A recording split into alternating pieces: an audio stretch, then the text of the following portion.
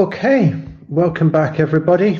I'm going to kick off this afternoon with a lecture which is essentially covering a bunch of practical hints and tips and things to watch out for when working with OpenMP.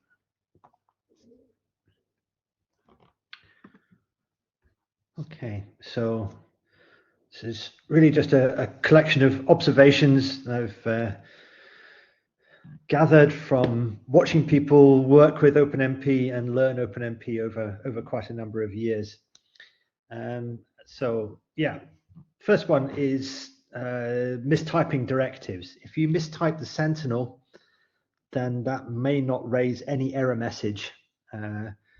Well, actually, it's particularly bad for Fortran.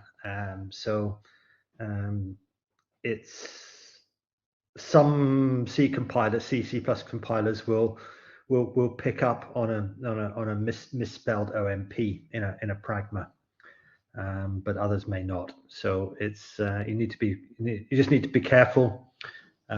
If you do it with a parallel 4, then it's kind of harmless in the sense that you just don't get any. You get a correct program with no parallelism. But if it's something like atomic or critical, then you end up, and the compiler just ignores it, then you can end up with a race condition. So if you know that you're prone to doing this kind of thing, or you want to be extra careful, what you can do is basically write a script to scrape your code for all the directives and test for errors.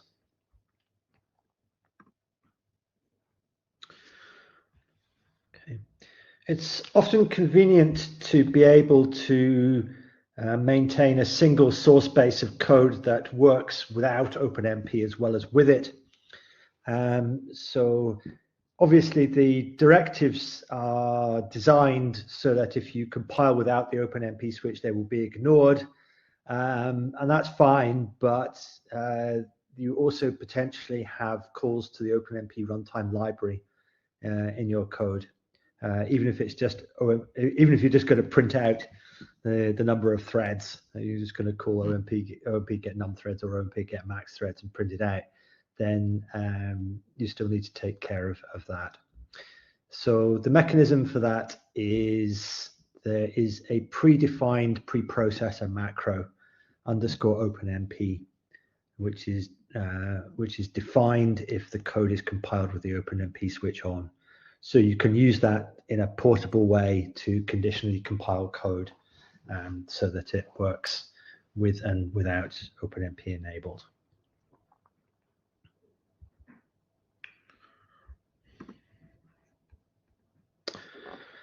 Okay.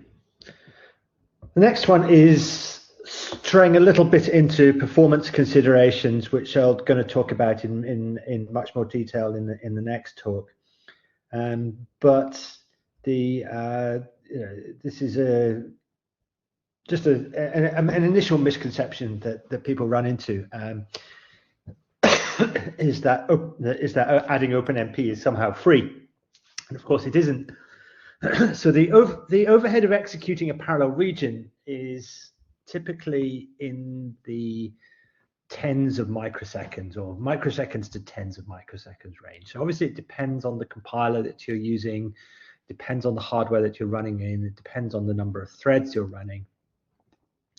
But it's of that kind of order of magnitude. So the sequential execution time of a section code has to be, essentially several times worth several times that to make it worthwhile parallelizing. Otherwise, you're just adding more overhead than the benefits you're getting from parallel execution.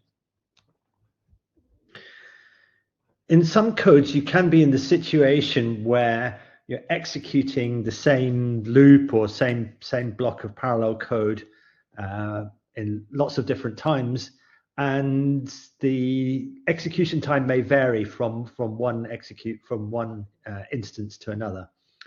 So one thing you can do is there is an if clause on the parallel directive, and you can use that to decide at runtime whether to go parallel or not. So what will happen if the if clause evaluates to false? It'll actually execute the parallel region just on one thread, and the overhead of doing that is not quite 0, but it's much smaller. So it's typically much less than a microsecond just to execute a parallel region on one thread.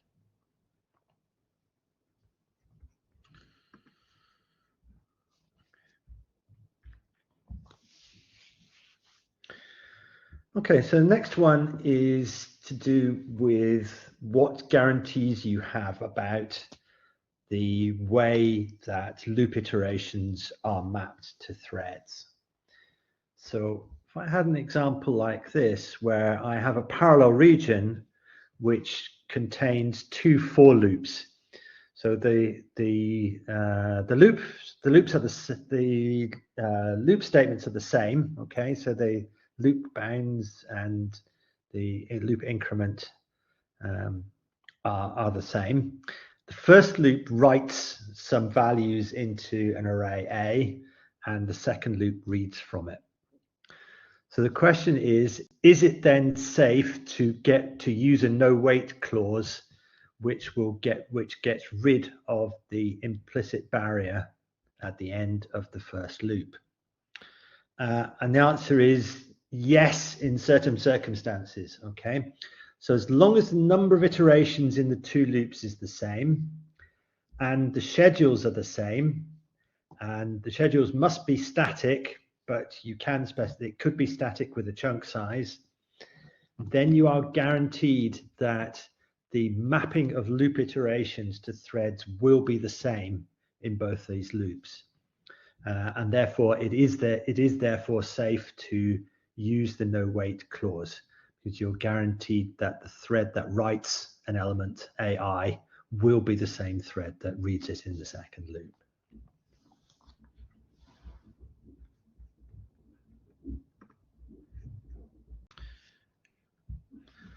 So staying with loops and scheduling,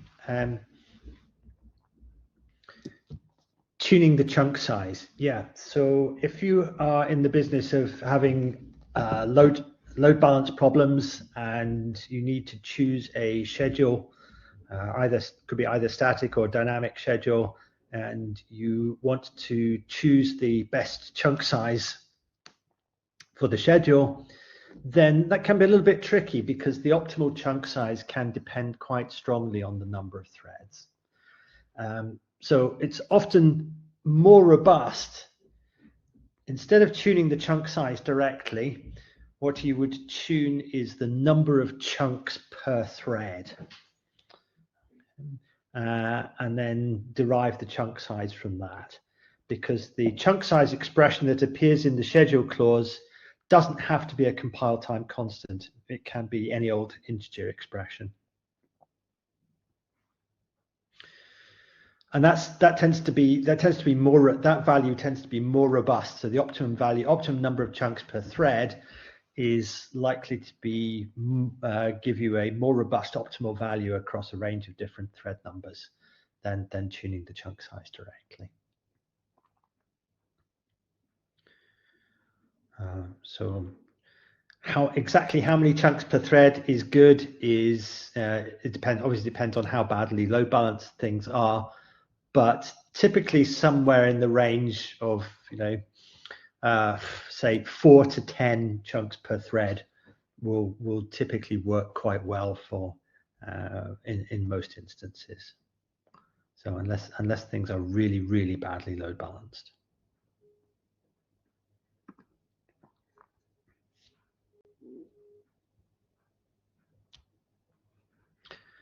So next one is, which construct should you use if you want a block of code inside a parallel region to execute on one thread only? So should you use single or master? Okay. So in principle, master has lower overhead, because master is really just a test on the thread ID. So master is just convenient syntax for if if my thread ID equals 0, execute this block of code. Whereas single requires some synchronization, because single will be executed by the first thread that encounters it. So there has to be some internal synchronization at the start in order for the threads, if two threads arrive at more or less the same time, they have to agree amongst themselves which one's going to execute it. But just be aware, though, that there is this weird asymmetry between these two. Okay, so single has a barrier, has an implicit barrier, which you can get rid of with a no wait clause, whereas master does not have an implied barrier, but you can add one with an explicit barrier directive. So this was kind of just a bit of an oddity in the initial design of OpenMP, that these two things had different default behavior with respect to their synchronization. Well, too bad.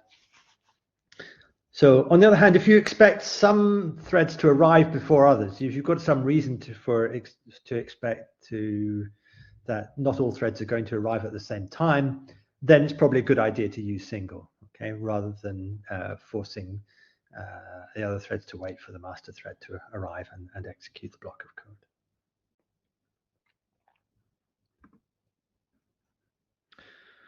Okay, data sharing attributes. Yeah, a very common source of bugs is forgetting that private variables are uninitialized on entry to parallel regions.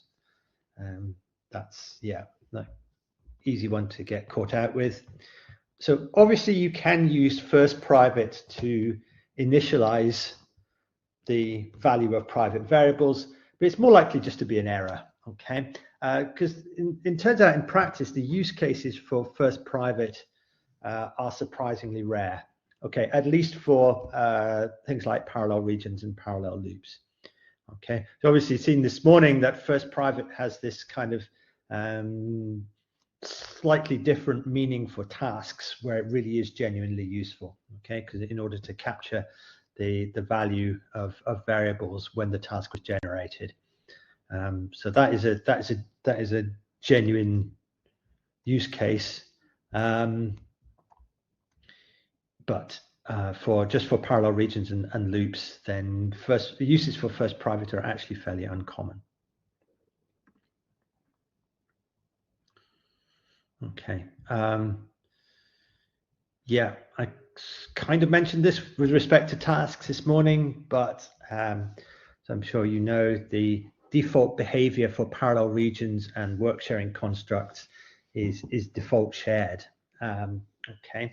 And that's extremely dangerous, okay? It makes it far too easy to accidentally share variables. And I think this was probably the worst design decision in the history of OpenMP. So again, that was a design decision right at the very beginning of OpenMP.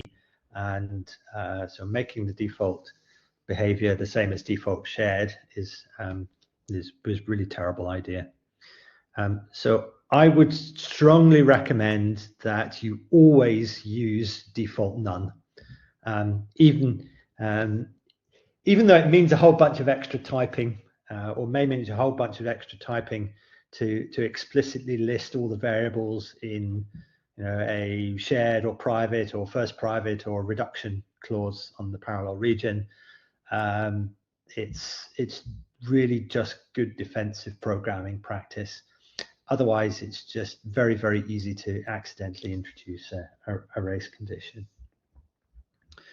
And what I've noticed with watching people write OpenMP programs is that actually everybody or most people suffer from what I call variable blindness. Okay, it turns out that if you show somebody a piece of code and ask them to list all the variables that are referenced in it, then they will often make mistakes or leave things out.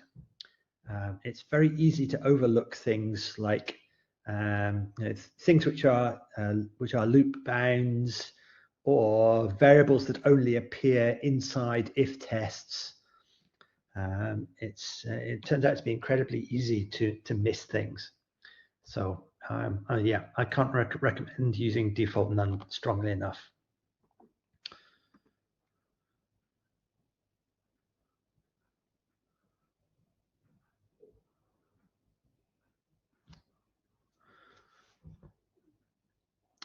Okay, yeah. Okay, so for C programmers, for example, can you spot the bug here?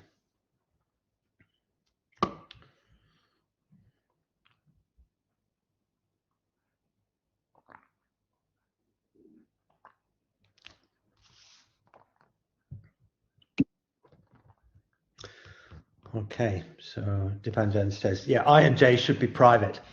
Yeah, well, so I is okay actually, because I is the parallel loop iterator, so I will be private by default, but J is not. Okay, so J is being accidentally shared here, and so that's I know that writing loops like this without the declaration inside the for statement is a bit kind of old-fashioned and uncommon these days. But it's easy to make kind of similar kind of mistakes.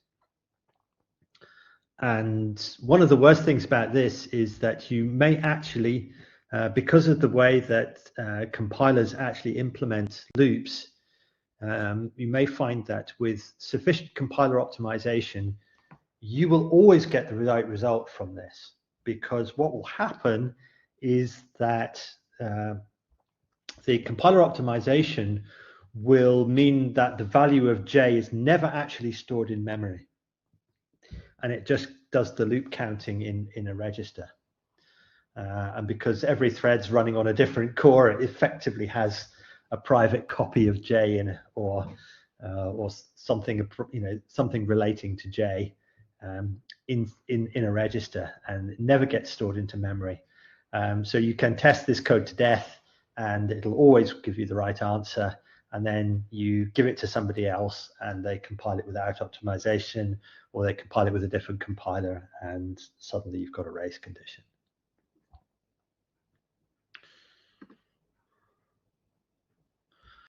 Okay.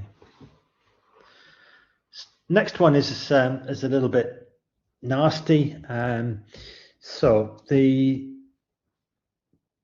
case here is that, okay, so have some global variable in our program called foo. Yeah, so I declared it at file scope in C here, and we have a parallel region which has foo on a private clause. Okay? So so this reference to foo here it will be to the private copies and not to the original storage in the global variable. The problem comes is what happens if inside the parallel region we call a function, and this function also accesses the global variable, and it does it via an extern statement. Okay, so this tells the compiler that foo is a global variable which is declared somewhere else, and to go and look for it. So the question now is, what does this refer to inside the function? Is this a reference to the original global storage, or is this a reference to the private copy that was made on the enclosing parallel region? And unfortunately, the answer is it could be either. And so this kind of pattern is actually unportable and unusable. You can get different behavior on different compilers, or different behavior with different optimization levels. So that's rather nasty.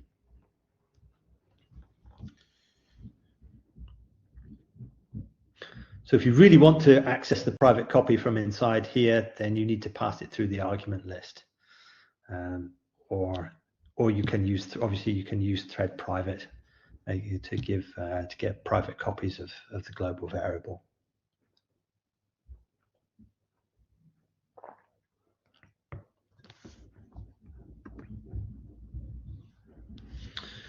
Okay.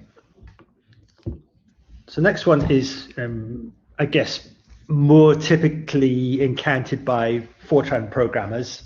So question is, what do you do in this kind of situation? You know, you're presented with an existing code, you want to add OpenMP to it, and you look at the code and it does stuff like this. You know, there are loops in there which have, you know, which contain hundreds of lines of inline code inside the loop, and that references hundreds of variables.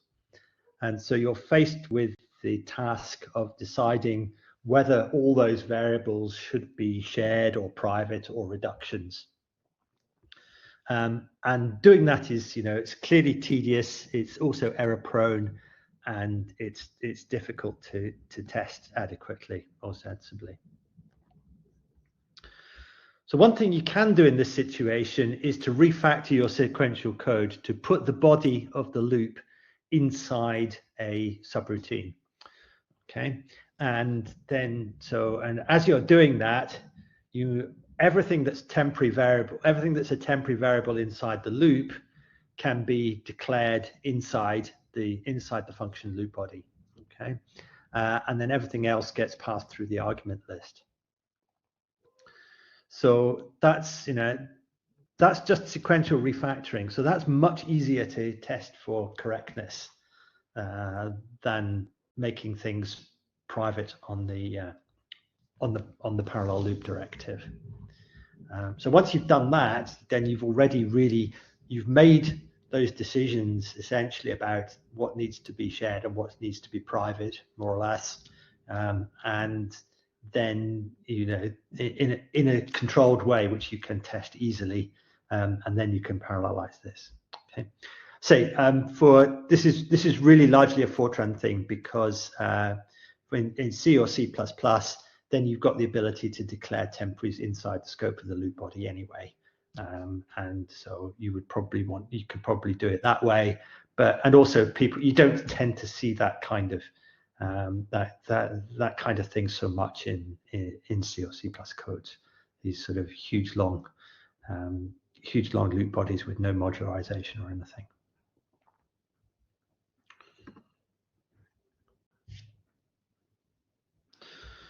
Okay. Next one is potential for having a race condition where you have reductions on work sharing directives inside parallel regions.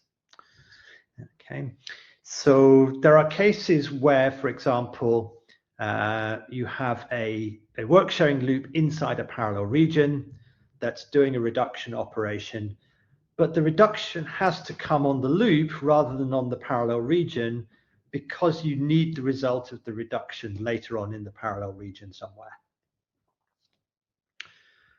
Okay, so you can't put the reduction on the parallel, because that would mean that the reduction doesn't happen until the end of the parallel region. So what's wrong with this? Well, to remember that inside a parallel region and outside of the work sharing loop, all the code is being executed redundantly by every thread. So this, in particular, this statement sum equals 0 is actually being done by every thread. So that's technically a race condition, and you think, oh well, that's pretty harmless. Every thread is just writing the same value into sum. The problem is that there is also an implicit write to sum which is happening at the end of the loop in order to form the reduction. And it's that implicit write that can conflict and cause a damaging race condition with these ones.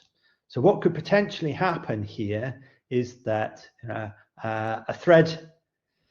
one thread starts executing this, sets sum equal to 0, goes all the way through to the end of the loop. So remember, there's no synchronization between the threads to enter the parallel loop. It's just at the end.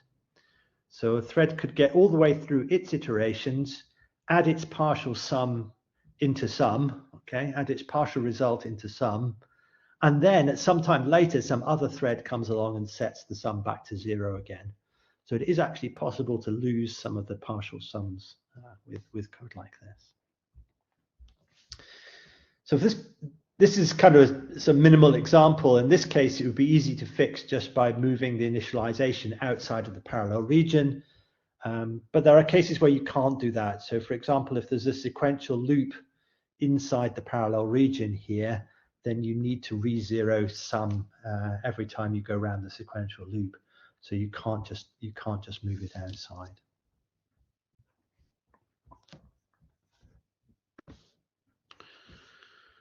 Okay. Next one is to do with save and static. Okay.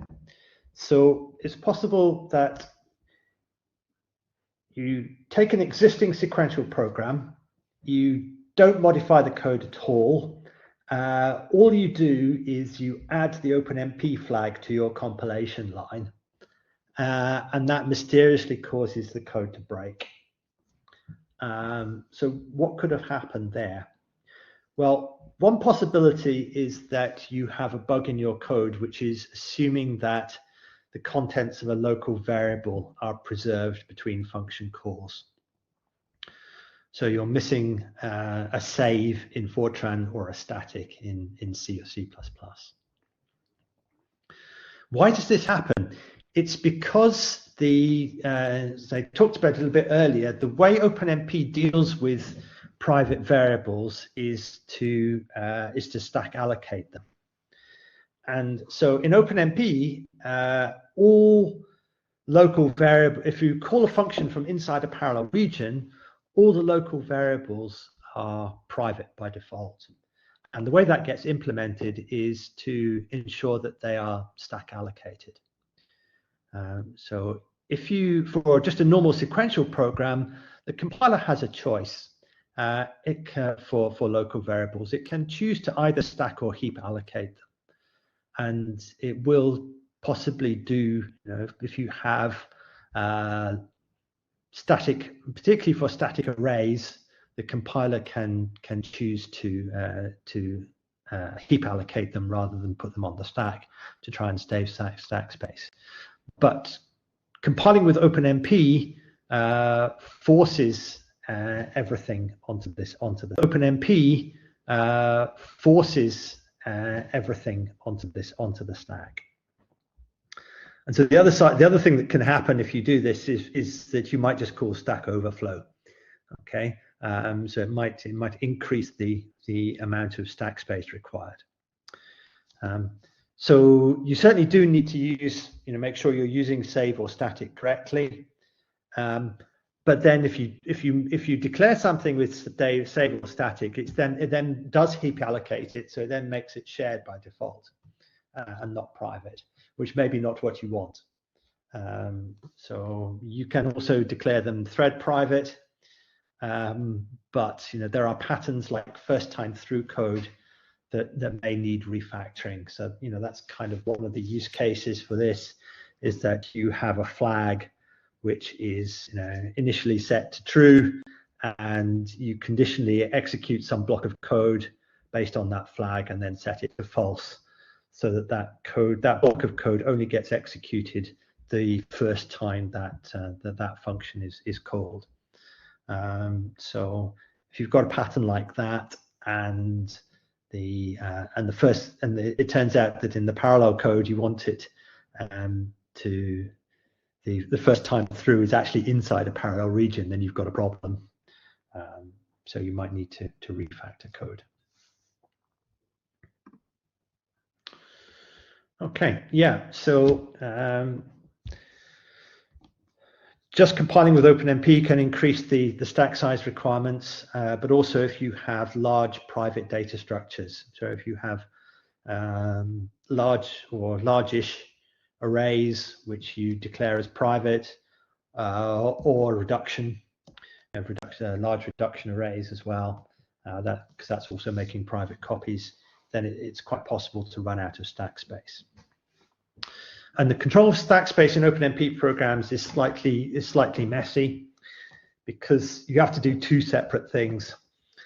the thread stacks apart from the master thread, you can control with an environment variable. It's called OMP underscore stack size.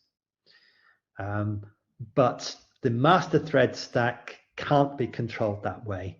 You have to do that in whatever way you would do it for your sequential program. So that, it depends a bit on your operating system.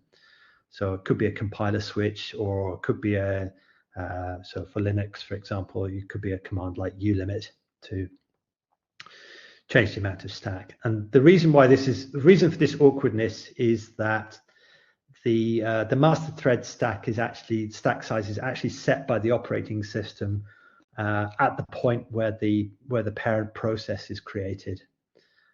So by the time the OpenMP runtime gets invoked, it's too late. Okay, the stack size has already been determined by the OS and it can't be changed. But the OpenMP runtime is going to create the additional threads, so it has control over it. It can control the stack size of those and use the environment variable to do that. Okay. One to watch out for is critical and atomic. So you can't protect updates to share variables in one place with atomic and another place with critical if they might contend, if they might be executed at the same time, because there isn't any mutual exclusion between those. One way of thinking about it is that critical protects code, access to code, and atomic directly protects memory locations. But if you have code like this, where you have inside a parallel region, if you have an update to A inside a critical and another update inside an atomic, then there's nothing preventing those two things happening at the same time, and you're getting a race.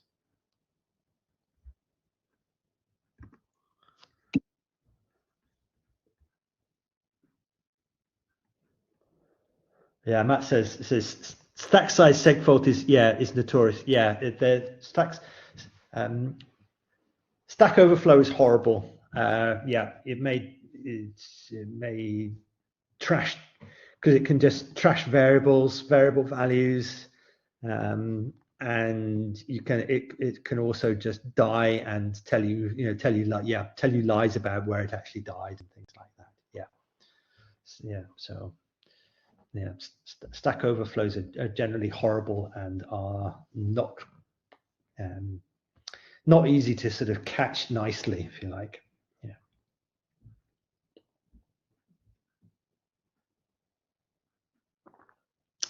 The next one is allocating storage based on the number of threads. So sometimes you want to be able to allocate some storage whose size is determined by the number of threads, but you want to do that before you get into the parallel region. So how do you know how many threads the next parallel region is going to use? So the kind of safe way to do that is to call OMP get max threads. Okay, so I talked about internal control variables a bit this morning. Okay, so get max threads returns the value of the end threads via internal control variable for the current thread. At least what you're guaranteed is that the number of threads used for the next parallel region won't exceed that unless it has a num_threads clause on it. It's worth noting that there are always, the implementation always has a get out in some sense. It can always decide to deliver fewer threads than what you asked for. Okay, there are weasel words or in the specification which always allows the implementation not to create all the threads that you asked for. Okay, so again, mostly it's a good idea for OpenMP codes to write code that will always work regardless of the number of threads.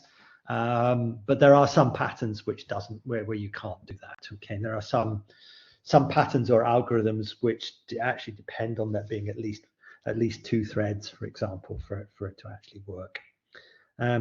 So if your code, if you want to if you're writing production code, you want to be defensive. If your code actually does depend on there actually being a certain number of threads for it to work, then you should probably always call OMP get num threads inside the parallel region to actually check and take some evasive action if you didn't get what you thought you were going to get.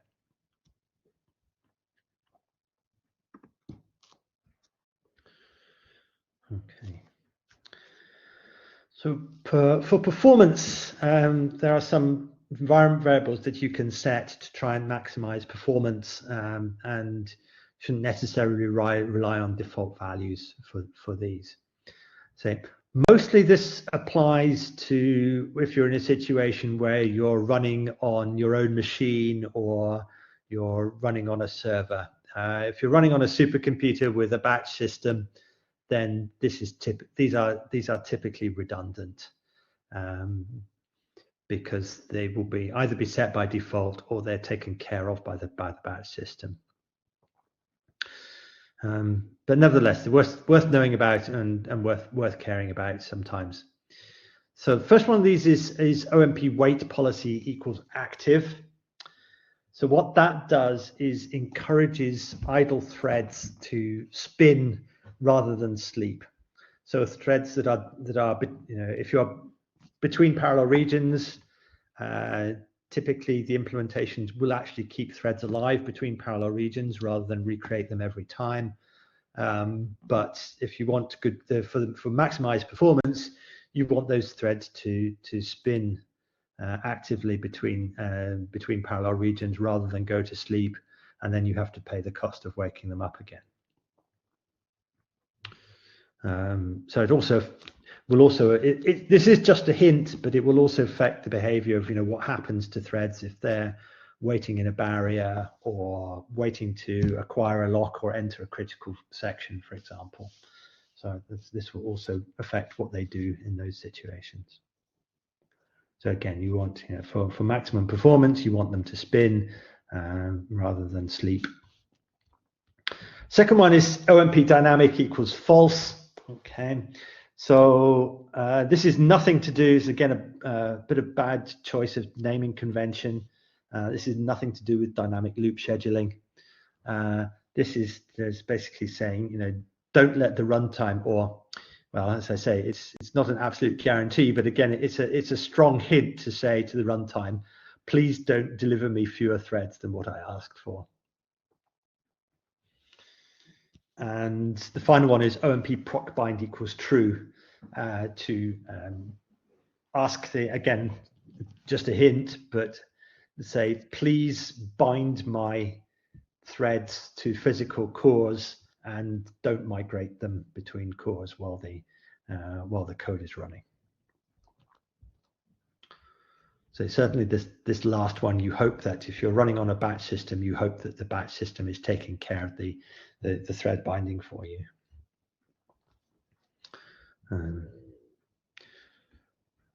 Yeah. Okay.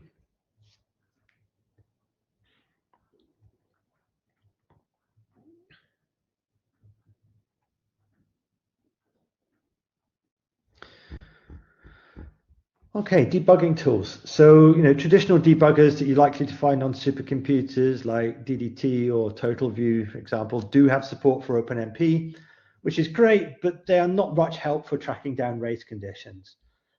So the problem is that obviously race conditions may or may not happen in a given execution, and running under a debugger tends to change the timing of events on different threads anyway. So you can easily be in a situation where you've got a race because your code tends to give you wrong or non-reproducible answers, but as soon as you put it under the debugger, then it just always gives you the right answer because it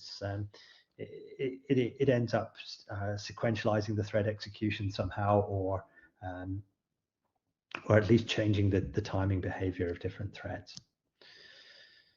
So there are other tools that do race condition detection, which work in a very different way from traditional debuggers. So what they do is that they capture a trace of all the memory accesses that happen during a run, and then analyze that trace data for races which might have occurred. And so they record all the memory accesses and all the synchronization points in the code, and then look for possibilities that there are conflicting accesses which aren't correctly synchronized. So things like, so there's an Intel one, there's thread sanitizer, which is part of the Clang package. There's also another one that's sort of part of the Valgrind suite as well. So there's a few of these tools around. So with any tool, using them is a bit of a learning curve to it. They can report false positives sometimes. So particularly you can get false positives from library code, where where kind of the implementers know what in some sense know what they're doing, and there might be benign race conditions in there inside the library, and you also have to choose a input data set that isn't going to generate, that's a relatively small one. Otherwise, you can end up with just gigantic trace files. But mostly that's okay, because the presence or not of race conditions is very rarely dependent on the size of your data inputs, on the size of the problem that you're solving. And obviously also it's only checking for races in the code path that was actually executed.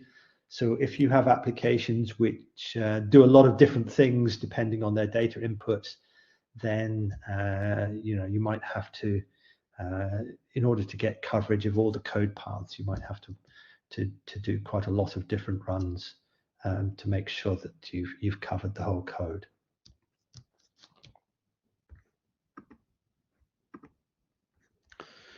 Okay, and then finally, timing. Okay, if you want to measure the execution time for OpenMP code, then you really need to make sure that whatever time you're using actually does measure wall clock time, and not something else. Okay, so yes, by all means use the OpenMP one, OpenMP get W time, or if you're using if you're hybrid with MPI, then MPI clock as well is absolutely fine, because those really both are wall clock timers, but other things are not. Okay, so there's a Linux clock routine, for example, does not measure wall clock time. It actually measures, what it actually measures is the accumulated CPU time across all the threads in the process.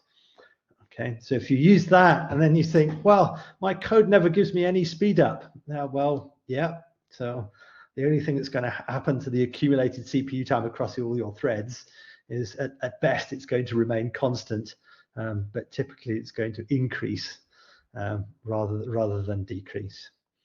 So that's an easy trap to fall into. Okay, so that's all of my tips and tricks and pitfalls. Anybody got any questions?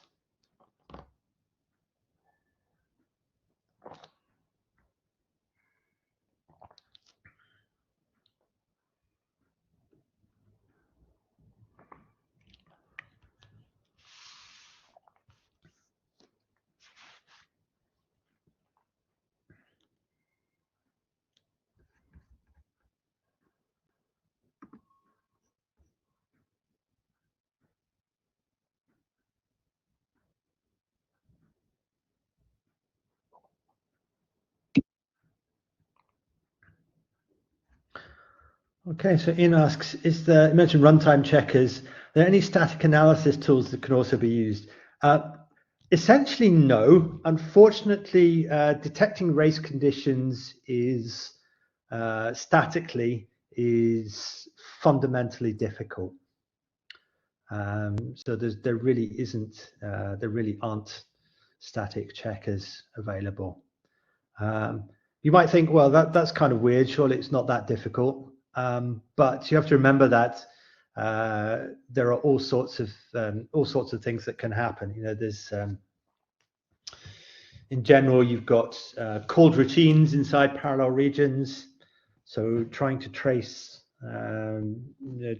memory accesses through those is really difficult for tools. And then, you know, potential pointer aliasing, all that kind of thing that happens in real code means that it's essentially impossible to reliably do race condition detection with static analysis.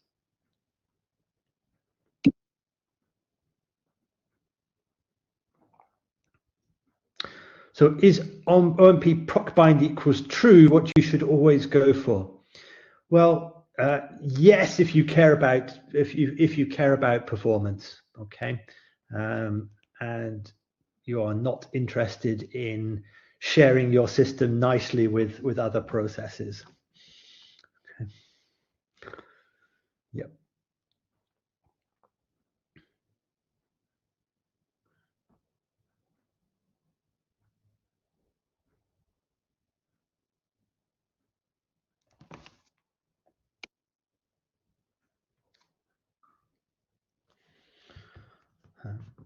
Okay, so what does ulimit do? Okay, so ulimit is a Linux command that allows you to, well, it allows you to do lots of different things. It allows you to set multiple limits of properties of processes. So it allows you, so it's not just the stack size, it also lets you say limit the size of core files and I think, what else? I can't remember. Let's have a look.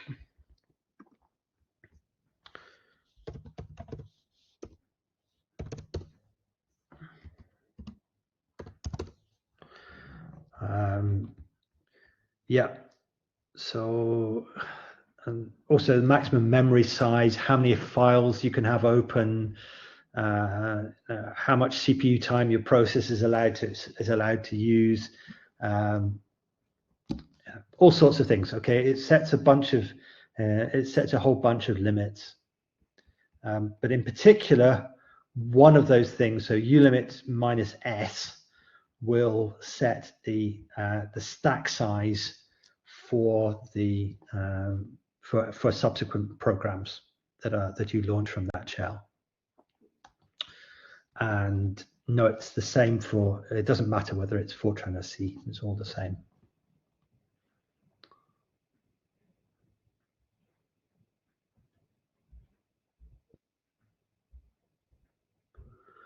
Any reason not to set it to unlimited?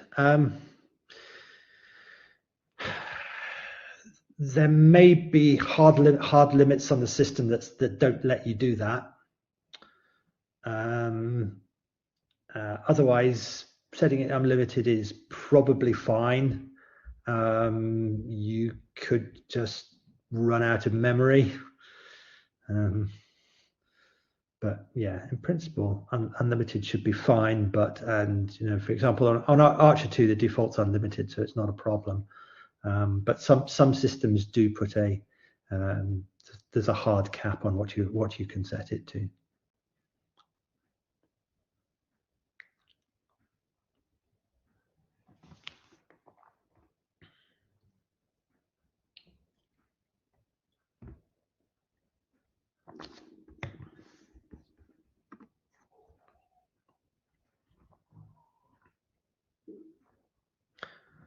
Well, at least that's true on the on ARCHER2. It's true on the compute nodes. It's not true on the login nodes. So I can just show you what I just did, which was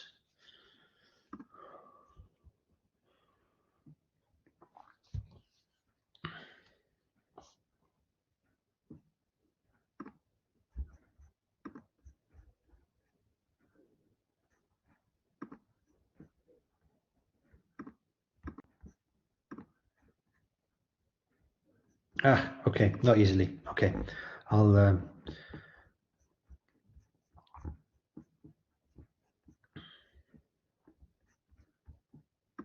I'll fix that up for later.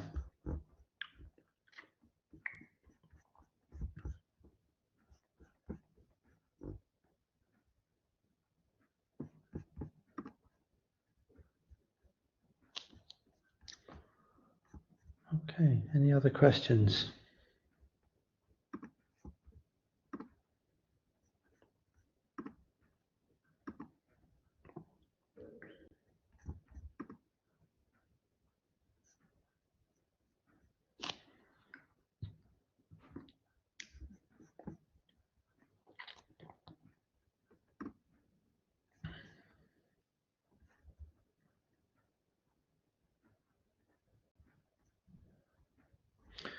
Okay, so Matt asks, is usually disable hyperthreads or simultaneous multi-threading. There are cases where it makes sense to enable it for OpenMP. Yes, okay, there are a small subset of applications that might benefit from using hyperthreads. Sometimes happens. As I say, usually not. Why not? Okay, I'll talk a bit about this in the coming lecture. But essentially, most scientific applications are bound by resources which are shared between hyperthreads anyway. Okay, so you're either your cache capacity or your memory bandwidth or your floating point capability are the things which are limiting your performance. And using hyperthreads doesn't help because you don't get any more of that resource. And it can actually make things worse, because what happens is in order to exploit hyperthreads or SMT, what you have to do is you have to explicitly expose extra parallelism. Okay, so that means doubling the number of OpenMP threads or doubling the number of MPI processes. And if you're anywhere near the limits, anywhere close to limits of scalability, which you often are, you're running on a supercomputer, you're trying to, you're already using as much hardware resource as you can, then doubling the number of OpenMP threads or MPI processes adds a bunch of parallel overheads. Okay, so if you increase the number of OpenMP threads, you're likely to make you're going to increase all the synchronization costs. You're going to increase the opportunities for load imbalance. So increase the amount of communication between threads. So all these things which cause overheads in parallel programs just get worse because you're doubling the number of threads. And very often what happens is that effect outweighs any benefit that you might get. The type of code where you can get some benefit from hyperthreads is if you're essentially memory latency sensitive. Okay, so it's typically codes which do lots of scattered memory accesses, so non-contiguous memory accesses. So it can happen with things like some sort of sparse matrix solvers can be a bit like that, where you've got lots of indirection, lots of indirect addressing. So you're picking a word from memory here and a word from memory there, and what happens is that your cores actually tend to be idle most of the time because they're waiting for memory references, rather than because they're saturating memory bandwidth or the floating point units. And in that case, it can be beneficial, because what happens is while one thread is stalled waiting for a memory reference, the other thread can run and do something. But generally speaking, the number of applications where hyperthreading really helps is relatively small. You may see that if you run a small test case, you may see that it helps, because you're not close to the scalability limits, and if you run on a single node or a handful of threads, you may see some benefit, because doubling the number of threads isn't disaster. But as soon as you get into the regime where your parallel overheads become significant, then doubling the number of threads or doubling the number of MPI processes is not good.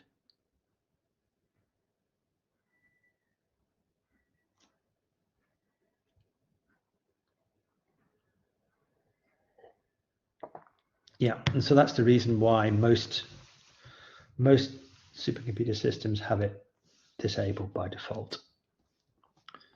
You can usually choose to turn it on, but yeah, doesn't often help.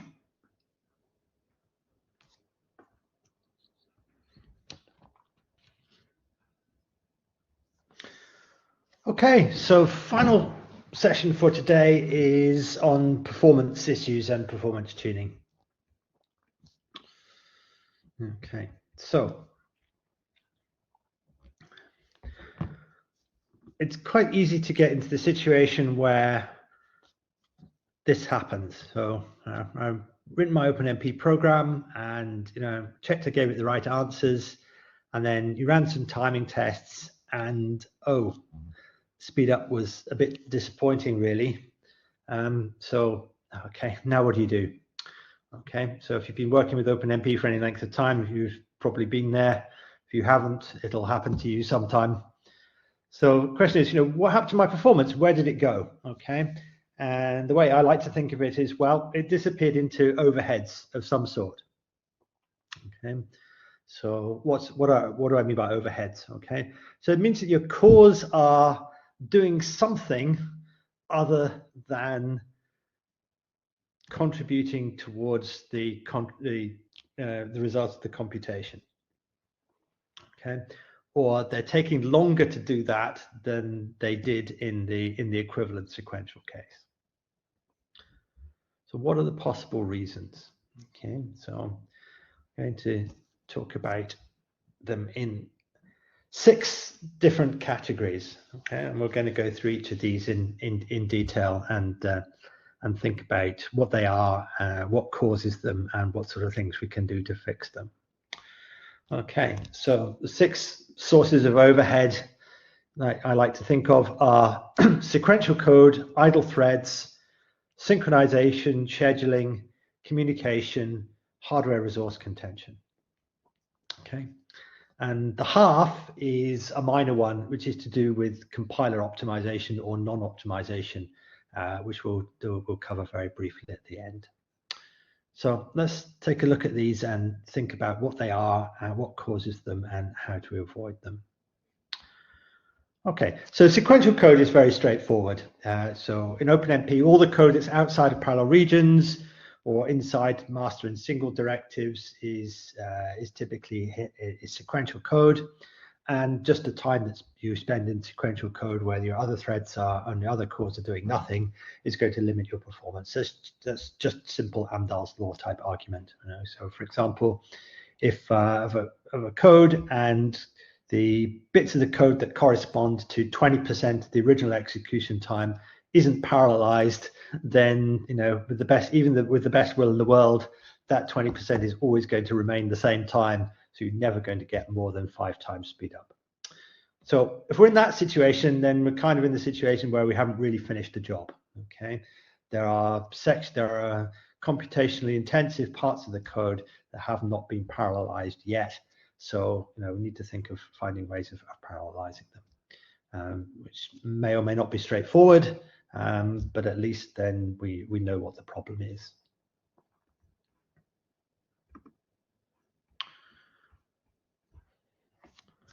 Okay, so second one is idle threads.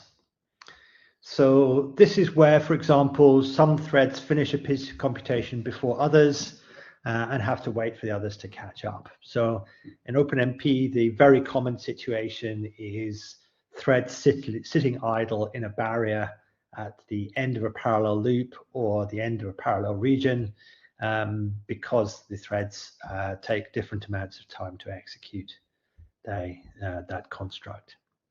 So my kind of illustration here is, it's supposed to be a timeline. of execution.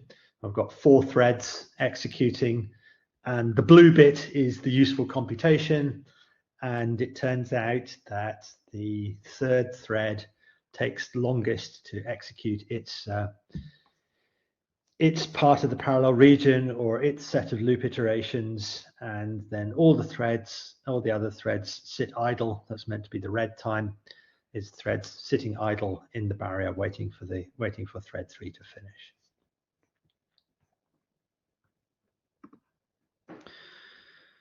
So what can you do? Well, obviously, if this is a problem, then you've got a load balance problem. If it's a parallel loop, then obviously you can experiment with different schedule kinds and chunk sizes.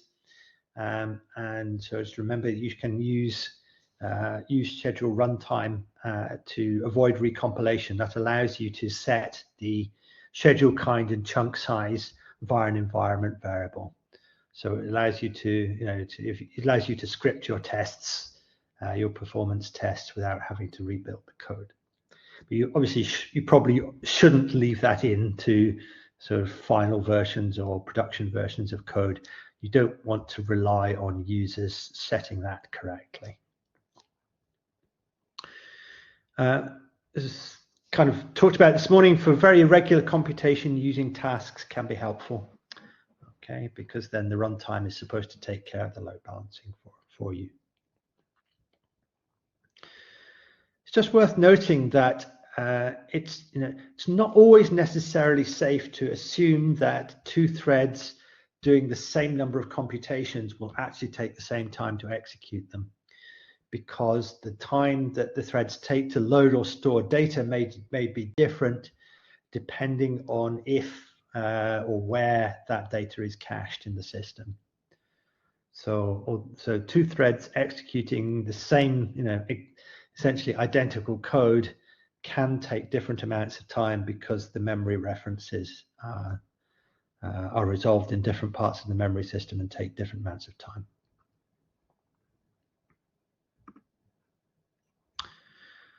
So things like critical sections are also a potential source of idle threads. So yeah, critical regions, atomics, lock routines.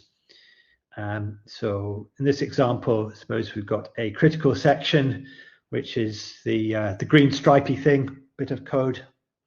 So I suppose all the threads arrive at the critical section at more or less the same time.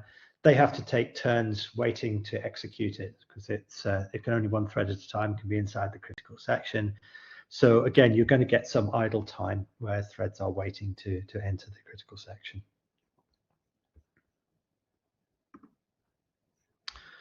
Again, what can you do about this? Well, you can think about, okay, can I minimize the amount of time spent in the critical section?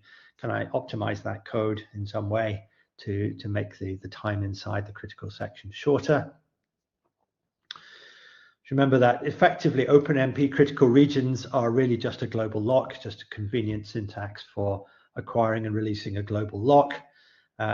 You can use, if you're trying to protect more than one different data structure inside a parallel loop or parallel region, then you can use critical directives with different names, which is okay, but it's not a sort of scalable solution. It's okay if there are 2 or 3 different things. But you can't index. The names are not indexable, so you can't you can't sensibly use 100 different names, or you can't. There's no way of having an array of critical names. So if you're in that situation, then you're probably looking at using lock routines and using an array of locks.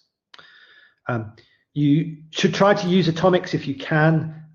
They are much more lightweight than critical sections, and they also allow more optimization. So using atomics, then if the statement is updating an array element, then atomics allow concurrent updates to different array elements, whereas using a critical or a lock wouldn't. Okay, or at least a single lock wouldn't. Okay. Or maybe you need to use, maybe criticals are not applicable because you're dealing with complicated modifications to some user-defined data structure or object or something like that, rather than the basic types, which is all you can do with atomics.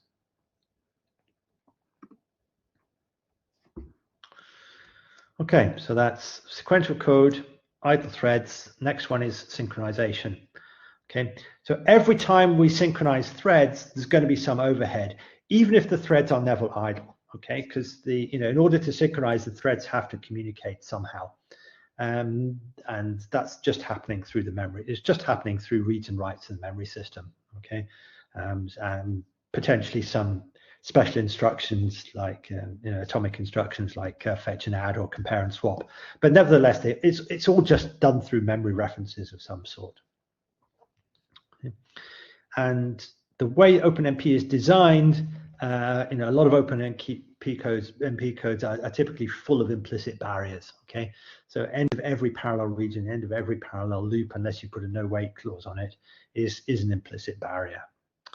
And barriers can actually be very expensive. Okay, so they depend on the number of threads and the runtime and the hardware, but they're typically of the order of thousands to tens of thousands of CPU clock cycles, because they're making they're doing a bunch of memory references in order to implement them.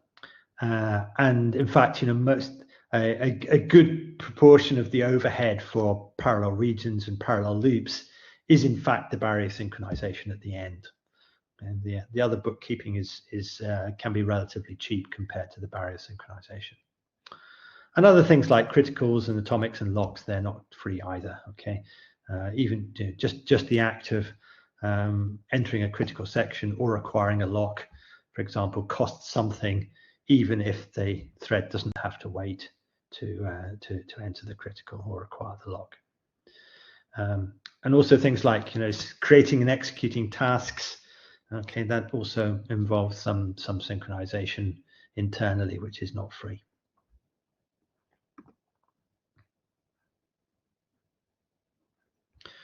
So what do we do about synchronization overheads? Okay, well, we may need to think about can we parallelize at the outermost level possible to try and minimize the frequency of barriers. So if we've got say we've got multiple nested loops, can we do the parallelization on the outermost loop or an outer loop to try and, rather than the innermost loop, to try and have barriers less often? Not always easy. That might require you to do some reordering of loops and also array indices as well. So it can be quite painful changes.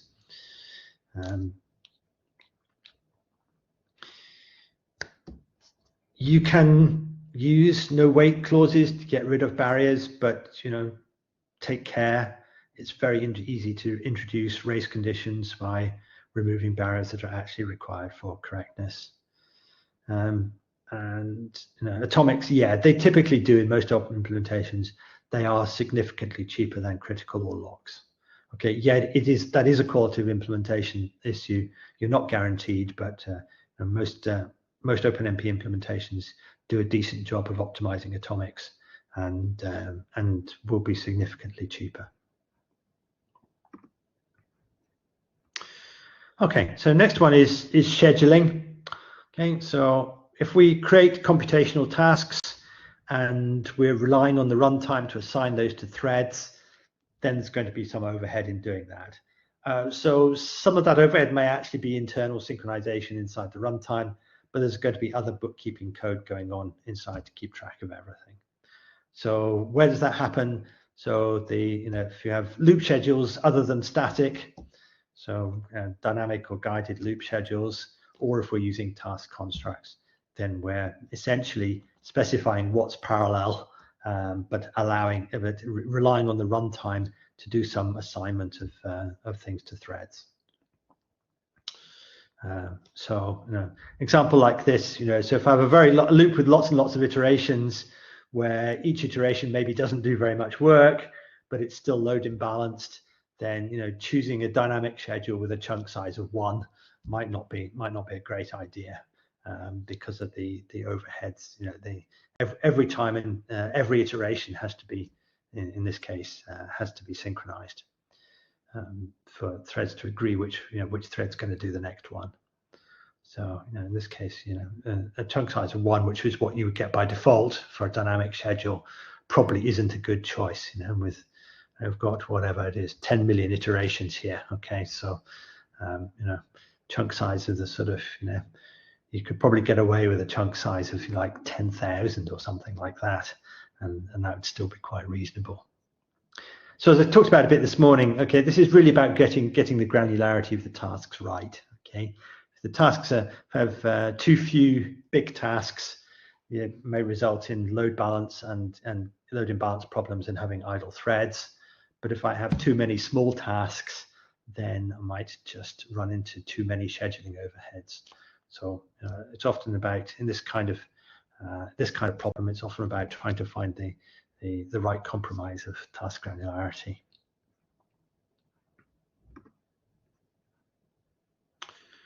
Okay, so those are the relatively easy ones compared with what's next.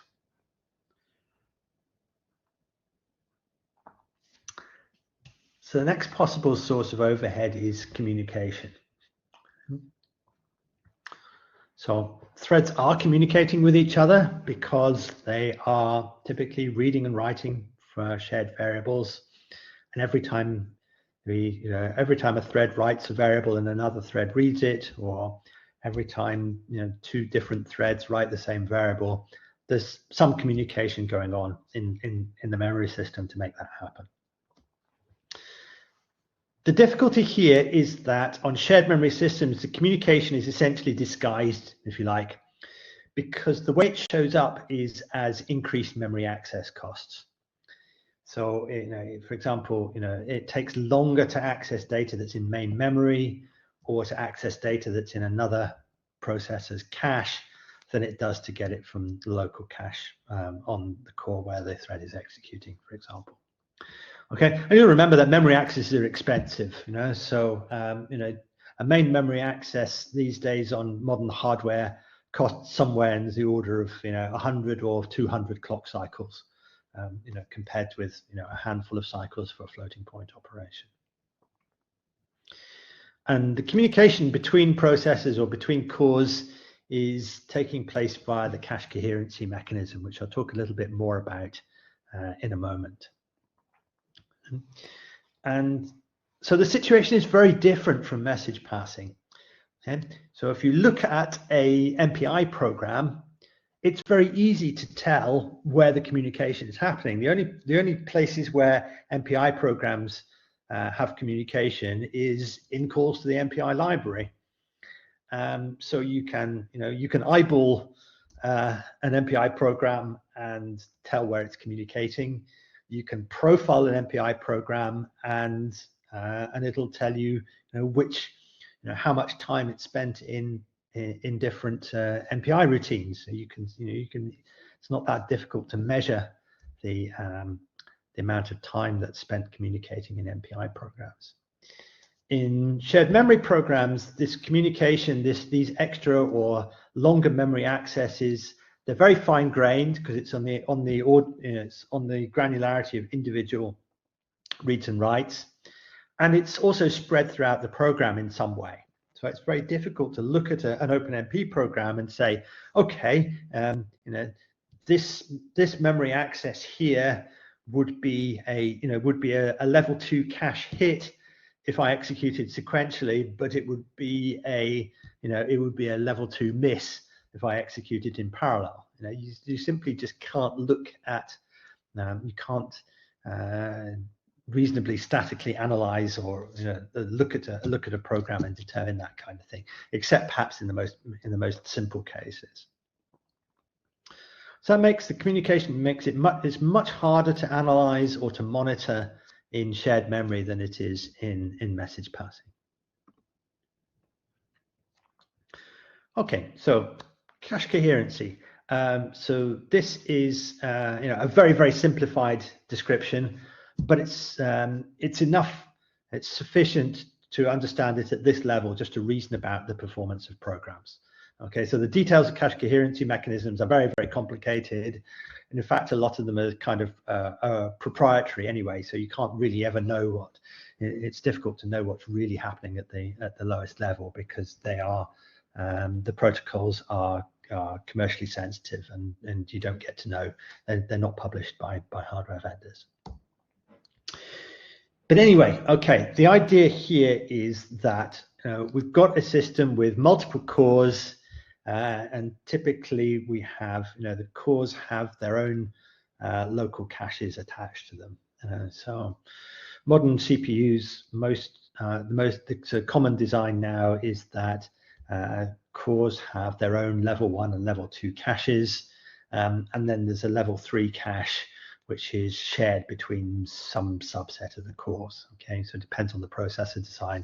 Sometimes it's it's all the cores in a socket have share a single L3. Other designs, the L3 is shared between subsets of the cores on the chip. But anyway, you've got all these caches, and so there is the potential for there to be lots and lots of copies of the same memory location at any given time in the system. Okay, so if every thread reads the same memory location, they're going to get a local copy of that memory location in their local caches. Okay.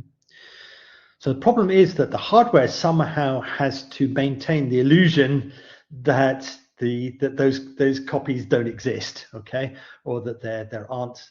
It has to make sure that there's no possibility that the same memory location can be cached in different places and have different values. So the way this works is that whenever a thread writes a data item, okay, it will get an exclusive copy of the data in its local cache. So it will own the most recent up-to-date copy. And in order to do that, any other copies of the data item that happen to be in other caches will get marked as invalid, to prevent other threads or other cores reading the out-of-date values. And then subsequent accesses to that data item by other threads have to go to wherever the exclusive copy is to get the up-to-date value. So that takes time because it requires moving data from one cache to another in the system. Okay, and the validation process on a write, that also takes some time to happen as well. So there's kind of there's two things happening here. There's the invalidations, and then there's the subsequent reads from remote mode caches, both of which take some additional time. So I say that's a very highly simplified description of what's going on, but it's enough to help us reason about the possible consequences of how we write parallel programs, at least shared memory parallel programs. Okay. So this gets us onto the notion of data affinity. Okay. So because at first sight, the shared memory programming model appears to absolve us from caring about where data is. Okay. So what we do when we program OpenMP or any other multi-threaded model is essentially we are assigning computations to threads. And then we don't directly care about where the data is.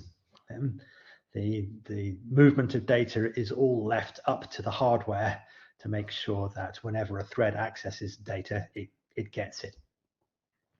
So we're not directly programming anything to do with data distribution or anything like that. We're just distributing computation, and the data is supposed to take care of itself.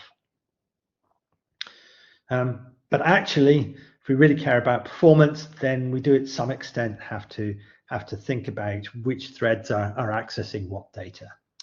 Okay? Because the data is going to be cached on the cores which are using it, So you've got to try and reuse that cache data as much as possible. Okay, so this is basically another aspect to data locality. For good sequential performance, we want to reuse cache data as much as possible. That's important for sequential performance. So this is another dimension to that, is that not only do we want to make sure that we reuse data, but we also want to make sure that it's the same thread that's doing the reuse. So we need to try and write code with good data affinity. What does that mean? It means to try and ensure that the same thread accesses the same subset of program data as much as we can. And also helps, for a reason to come on to, that these subsets are not too fragmented. Okay, a reason that should be reasonably large contiguous chunks of data. This is also another reason why we should try to prevent threads migrating between cores while the code is running. Okay, so we also talked about OMP proc bind environment variable to pin our threads to cores. Okay, so not only is there an intrinsic cost for the operating system to stop a thread running somewhere and start it running somewhere else, but if we do that, then any data that thread had cached locally is now in the wrong place. So the thread moves, but it leaves its data behind it. And if it uses that data again, it's going to have to do some remote cache accesses to get it back into the right place.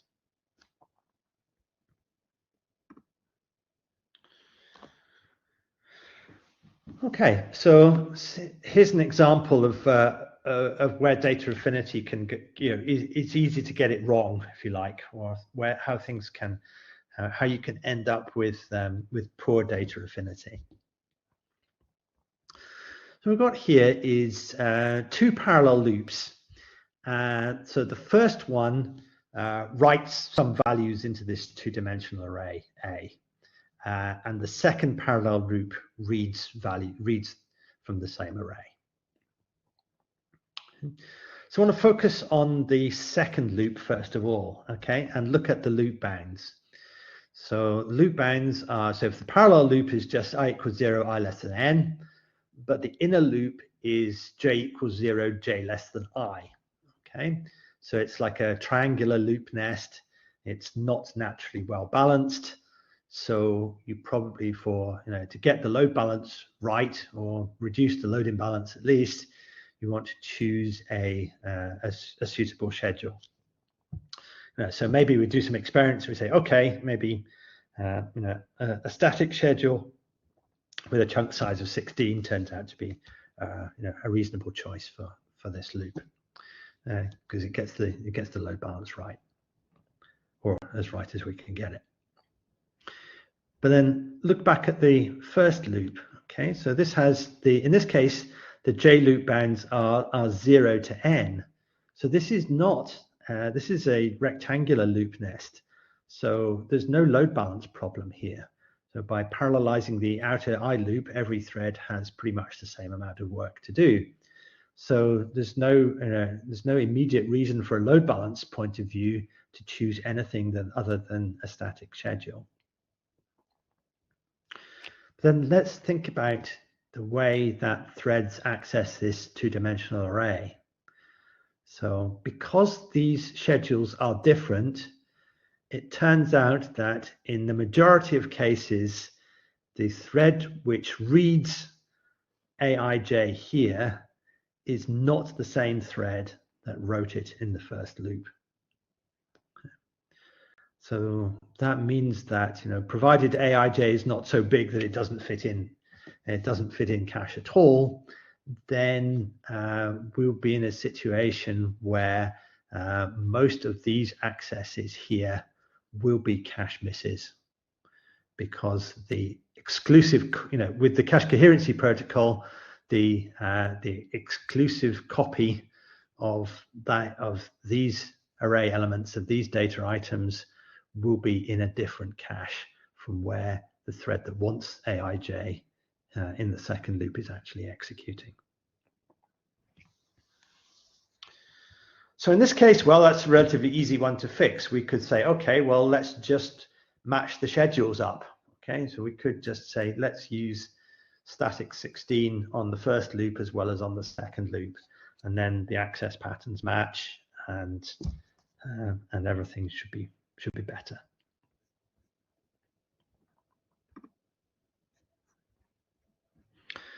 And you can also have, other cases. So you can have something like this, where we've got a parallel loop which reads values from an array A, and so we execute that once, and then we have a sequential loop which resets the values of A to something else, and then we repeat the parallel loop that reads A. So we think about what's going to happen in terms of cache coherency here. So by parallelizing this loop, we will get different bits of array of A spread across all the different caches where the threads are executing. The sequential write will cause all those, except on the master thread, all those copies are going to get invalidated. Okay. And the exclusive copies will all reside in the cache where thread 0 is executing. And then when we come to access A again, all the accesses have to retrieve those new values from that cache. So a pattern like this would result in a lot of communication of the elements of A between the different caches in the system. So what can we do about it? Well, clearly, why didn't we parallelize this loop? Well, perhaps it didn't really take that compared with these other loops, perhaps it didn't really take that long, and so we didn't think it was worthwhile, or we overlooked it because it was it was in a different function altogether somewhere.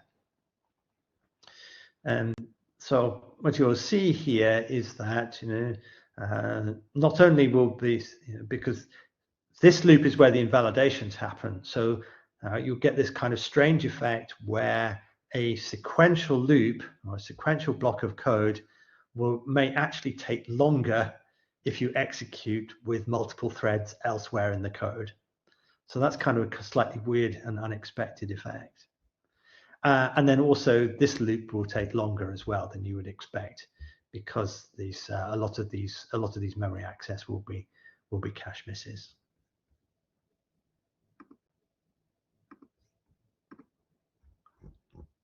Okay, so I think I've covered that. So clearly there's easy fixes here.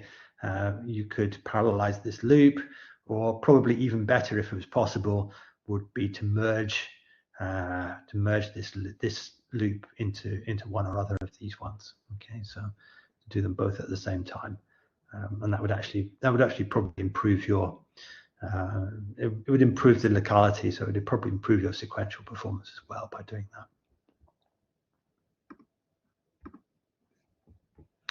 Okay, so as if that's not bad enough, it gets worse.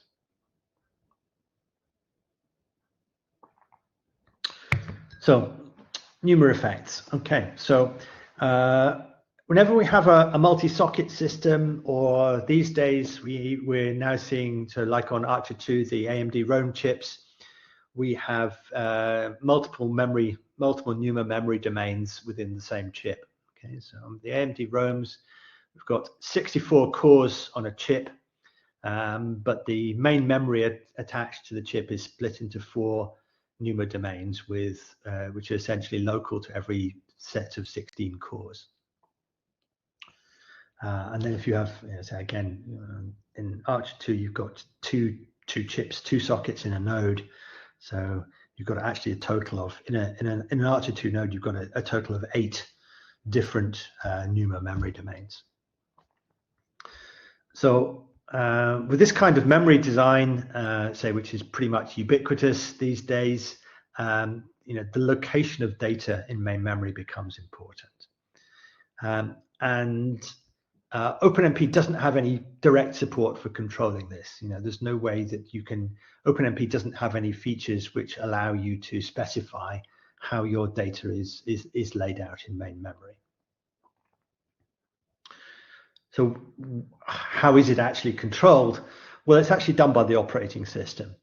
And the common default policy, at least in Linux, is for the operating system to place data, so I'm saying on the processor here, what I really mean is on the NUMA domain attached to the processor or the core, which first accesses it. Okay, so this is what's called the first touch policy. So whichever core first accesses a data item in your program, the operating system will allocate the page of data where that thing lives. So operating system pages are, depends on the OS, but 4K, 8K, 16K of data, something like that. So it will allocate that page in the part of the memory that's attached to the core where that access came from.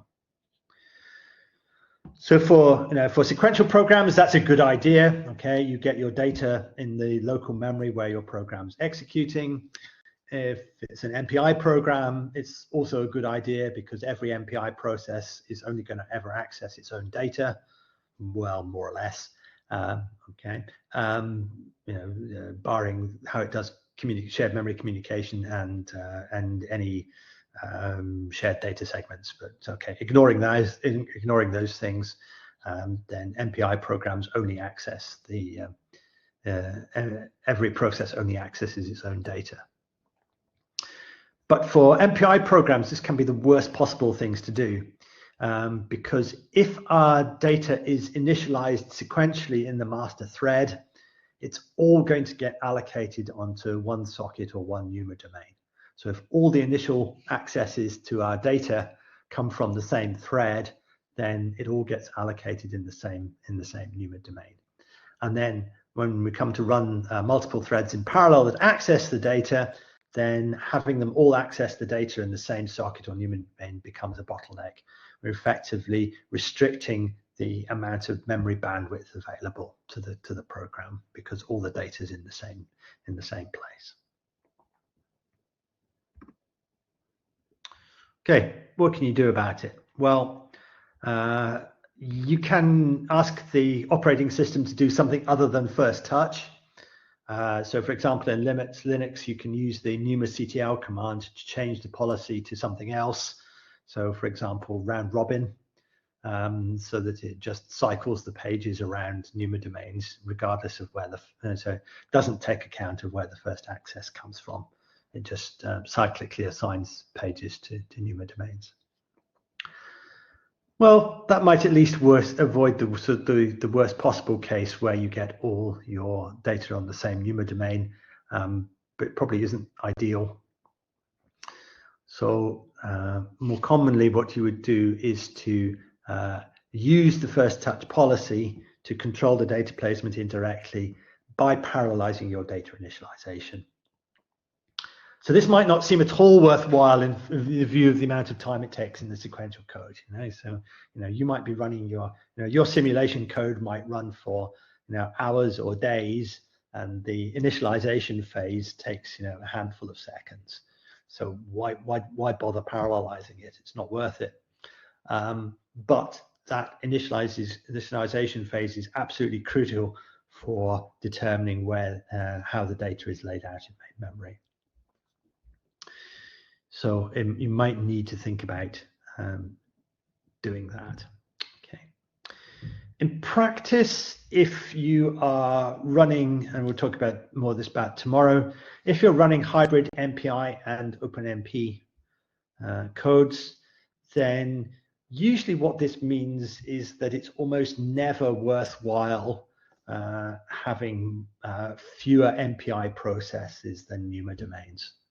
Okay, so you basically, in hybrid codes, you basically avoid this problem by saying, okay, I'm going to restrict the number of threads per MPI process such that all my threads belonging to the same process are running in the same NUMA domain. So you don't get this problem.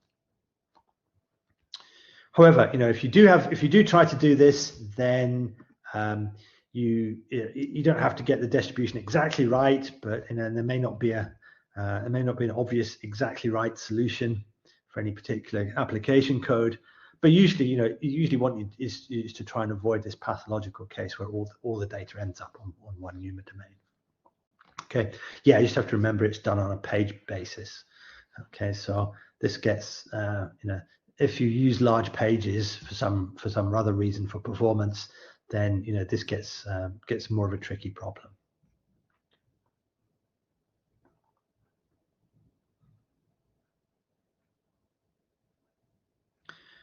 So parallelizing your data initialization, if your main data structures are just large multi-dimensional arrays, then parallelizing the initialization is pretty trivial.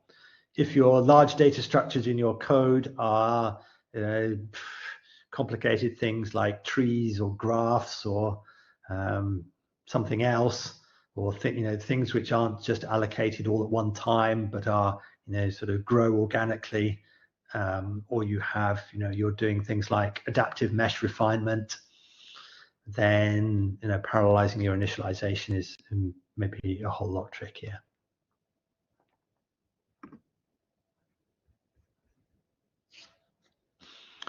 Okay, another nastiness, false sharing. Okay, well, actually this is slightly better than it used to be.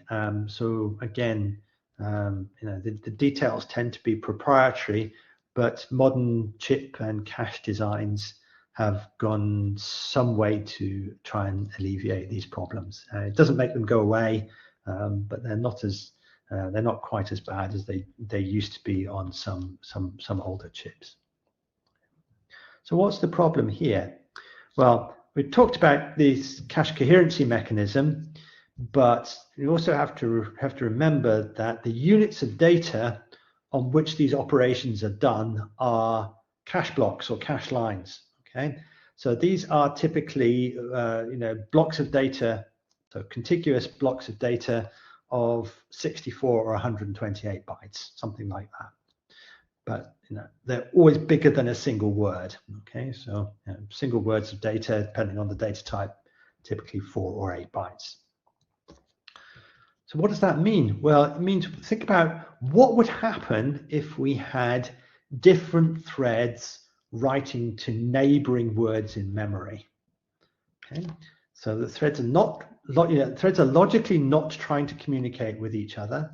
There's no race conditions because threads are writing different memory locations, but nevertheless, because those memory locations are, if they're close enough to each other, then that will still trigger the cache coherency mechanism.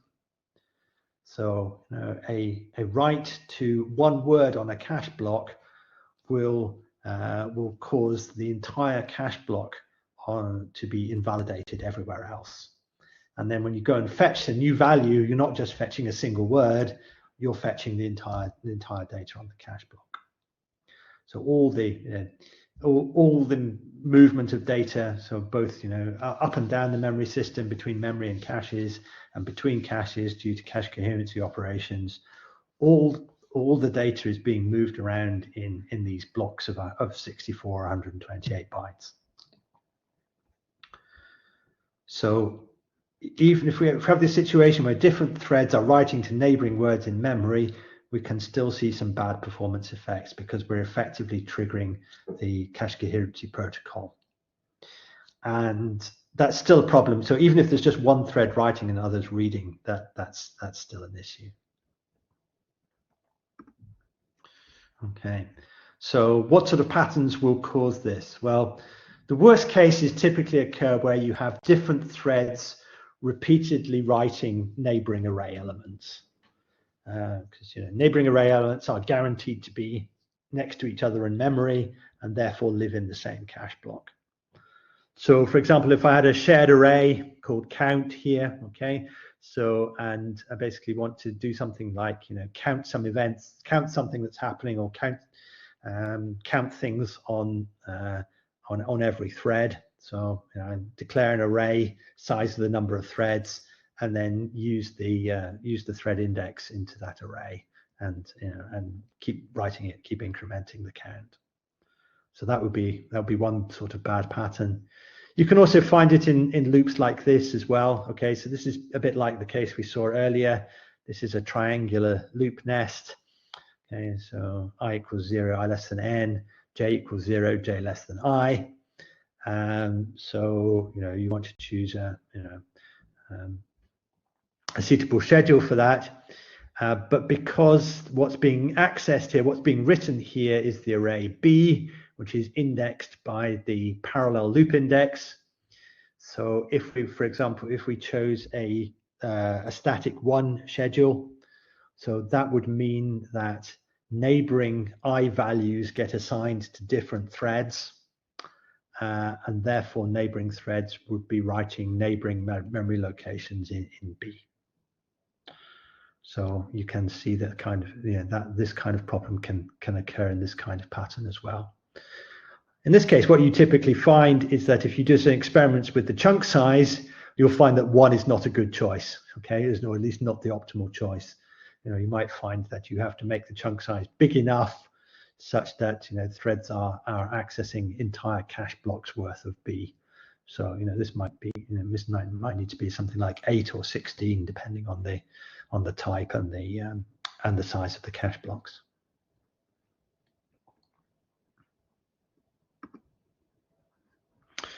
Okay, any questions about communication?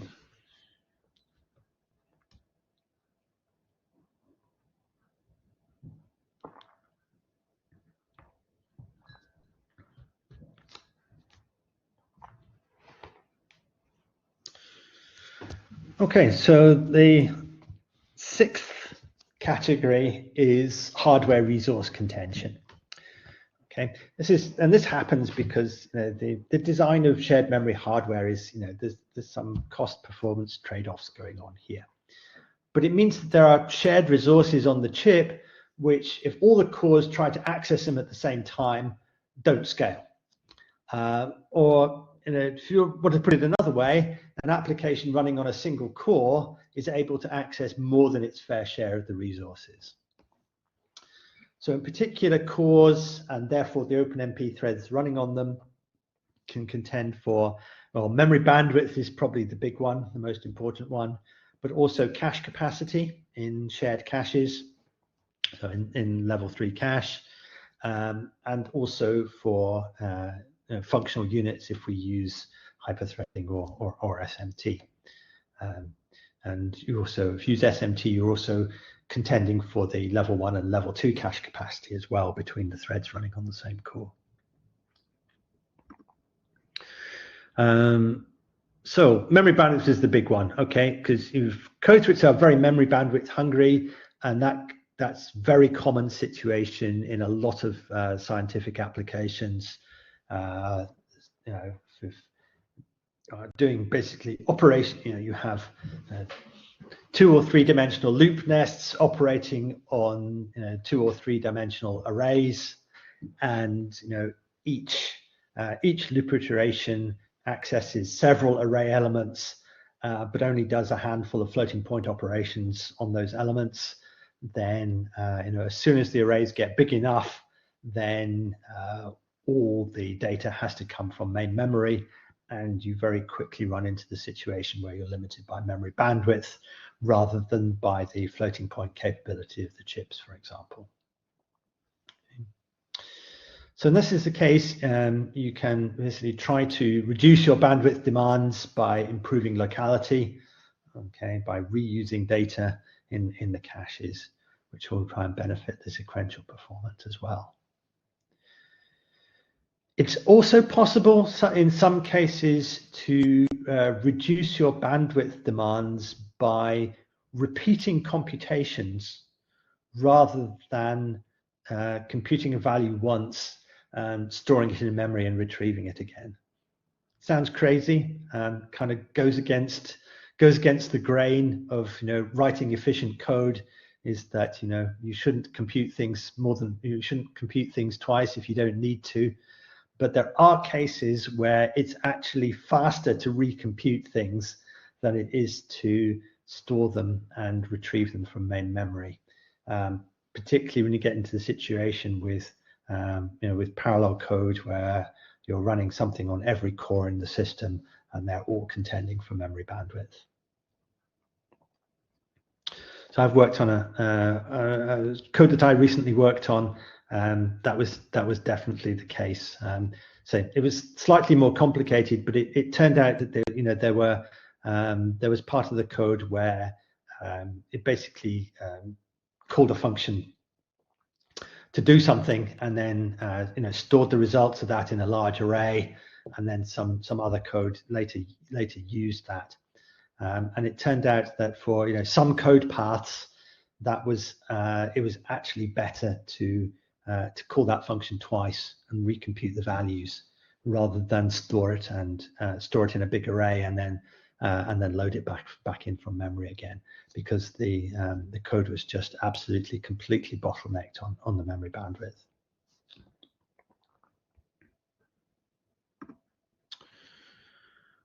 Okay. So I'm going to show you some data here. Okay, so this is from one of the an ARCHER2 node. Okay, so it's AMD Rome processor, but we're just restricting ourselves to 16 cores. So we're entirely operating inside one NUMA region. So there's no NUMA effects going on here, but all the cores are sharing the memory bandwidth in that NUMA region. Okay, so each core has its own level 1 and level 2 caches, and then there is every set of 4 cores has a 16 megabyte shared level 3 cache. Okay, yeah, so this code was compiled with Cray compiler with like full optimization on, so the code generation is very efficient. It generates vectorized code and vector loads and stores and so on. Okay, so what I'm running is just this loop here. Okay, so this is just computing the sum of values in an array.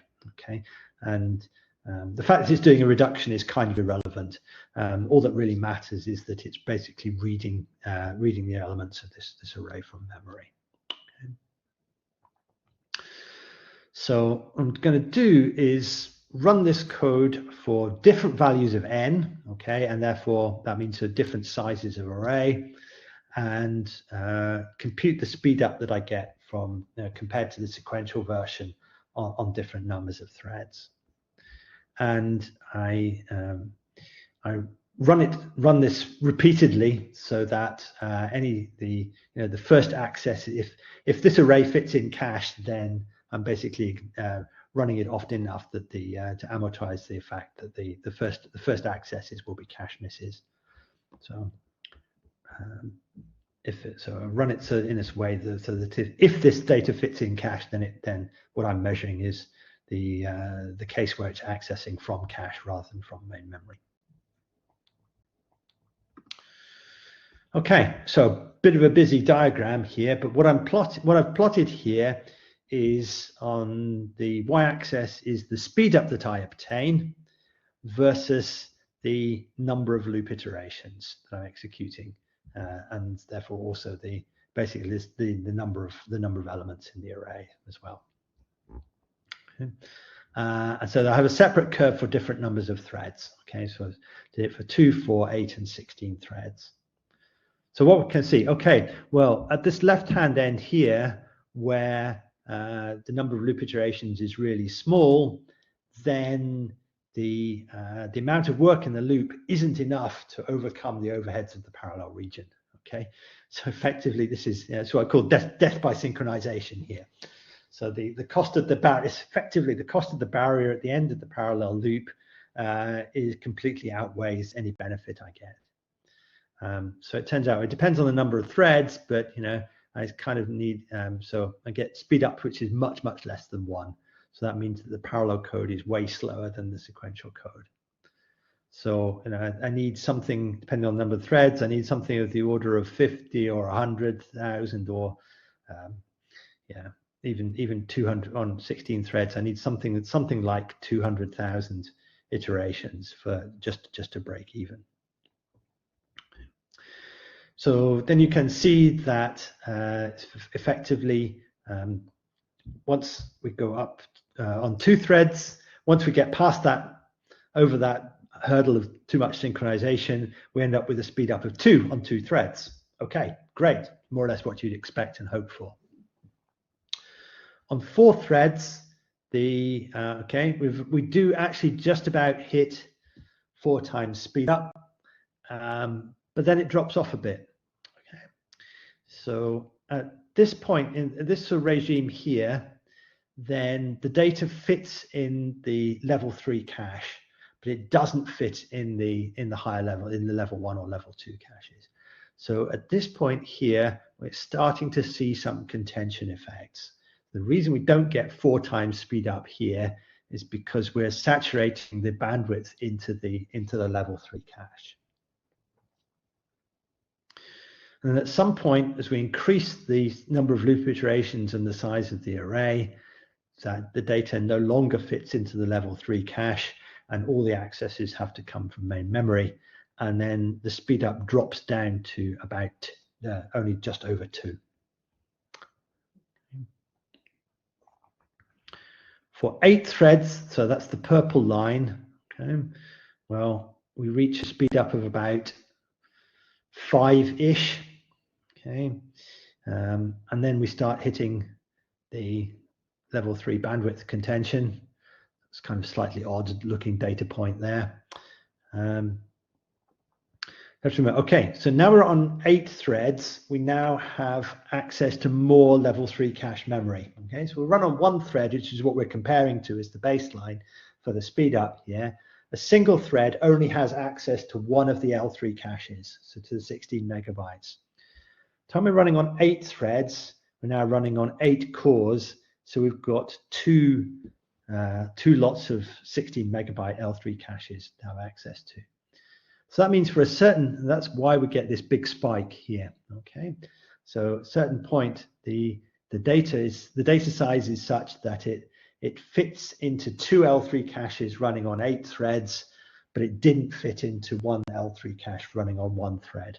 So I get this weird effect of having like 16 times speed up on 8 threads. But that's only for a very specific, very narrow range of data sizes. And as soon as the data doesn't fit into the L3 caches anymore, the performance crashes back down to a factor of just over 2. Okay, and then something similar happens for 16 threads. Okay, so now I've got access. The peak's a bit wider because I now have access to 4 L3 caches rather than 2. And but again, as soon as I get out of L3 cache and into main memory, my speed up completely dies here. Okay, so if you just focus on this very end here, where everything's coming from main memory, I get speed up of 2 on 2 threads, and then not much more. Okay, so going to 4 or 16 or 8 or 4, 8 or 16 threads with this very simple parallel loop, which essentially has no other overheads associated with it. Okay, there's the cost of the synchronization is minimal for this size. It's completely negligible. There's no load imbalance. There's no synchronization going on. Again, the cost of doing the reduction is completely trivial. There's no communication happening. Once the data, if the data does live in the caches, it will stay there. So there's no, but by the time we're coming from main memory, there's no communication coming on. It's just data from moving memory. So all the overhead here, which causes this complete lack of any useful, or almost complete lack of any useful speed up beyond 2 threads, is entirely down due to contention for the memory bandwidth. So this chip is particularly bad, okay, in this respect, to see this, to the effects of this quite this bad.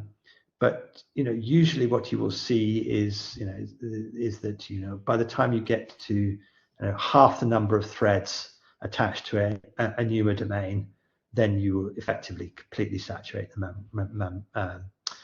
You can completely saturate memory with about half the number of cores in a NUMA domain on other hardware as well. So it's quite easy to see this complete lack of scalability of memory bandwidth. Okay, so what else? Well, contend for cache space.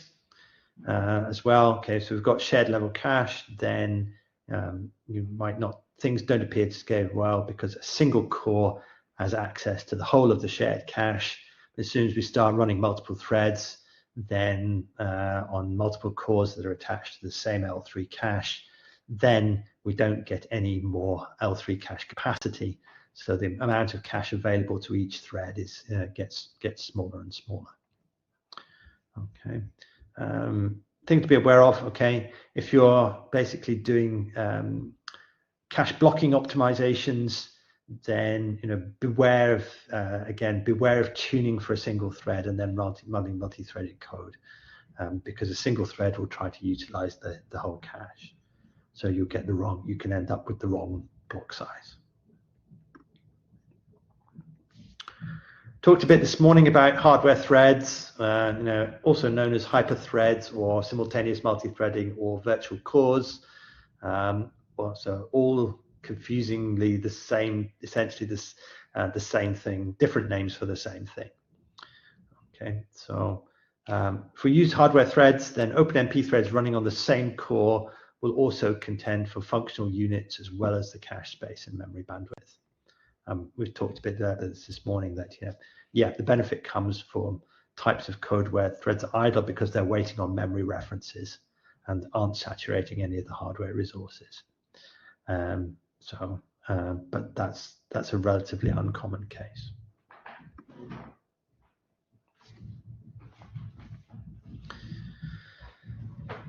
Of course, another way to contend for hardware resources is by oversubscribing them.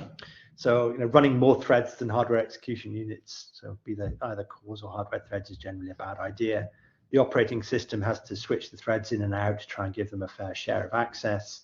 And we've also talked about this as well. Cost of stopping one thread and starting another is high. That's thousands of clock cycles, and it's also going to ruin our data locality as well.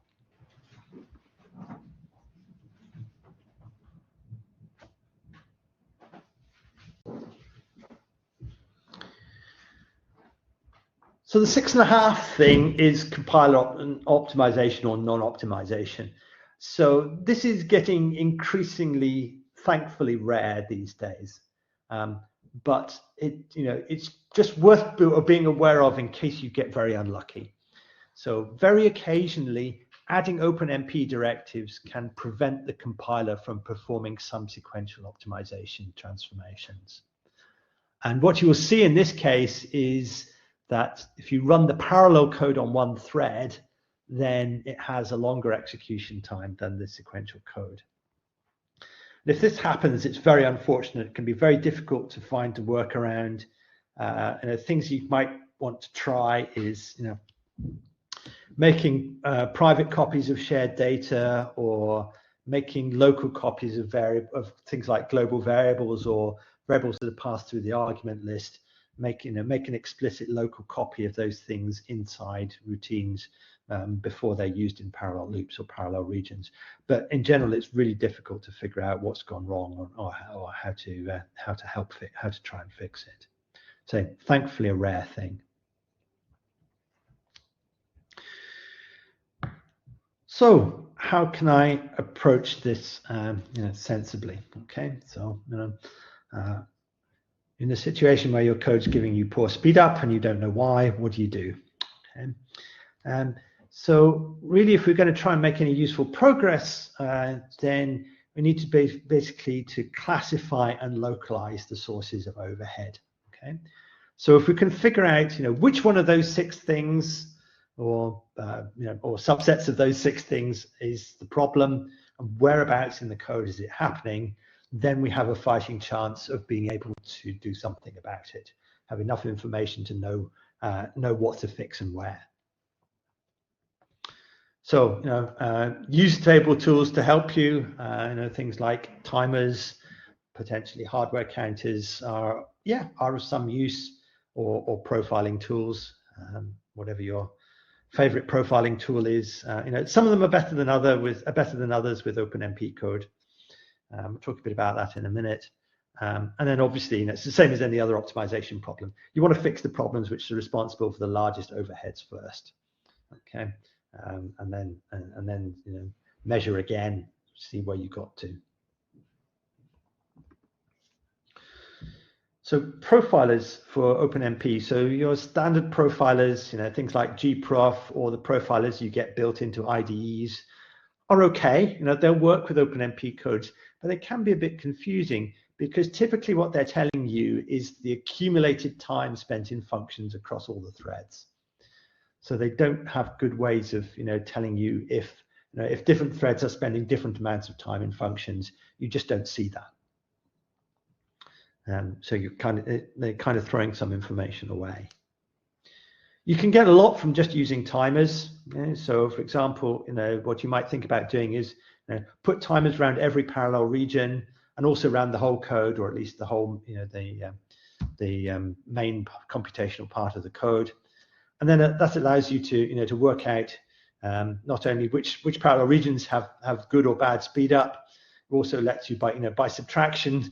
You can also figure out how much time is spent in sequential code. Okay, so we know the whole code. I know the code, how much time every parallel region accounts for. Then can subtract that and figure out how much sequential code there is. Yeah, performance tools. Okay, so there's a bunch of them out there. So it may depend on what's installed on your local system. So yeah, Vampire, VTune, Tau. ARM map. Okay, so it's changed its name recently, so ARM no longer own it. It's now called a Linaro map, but it's essentially the same tool. CrayPat on Cray systems. Scholastica is one that I quite like because it works quite well with OpenMP. It's quite well integrated with OpenMP, and it really does try to do this idea of breaking the overheads down into different categories. So it tells you very explicitly how much time you've got in. Threads are spending idle because of load balance or because of waiting to go into critical sections, or how much time you're spending in barriers, and also where those are in the code as well. So it's quite good for that sort of thing. The downside of it is it can be quite difficult to get it to build with large application codes. If you've got big complicated build processes, then getting Scholastica to do its instrumentation can be quite painful. So another interesting tool here at the bottom is Paratools Thread Spotter. There's although most of these conventional profilers are working in, well, they're working in one of two ways.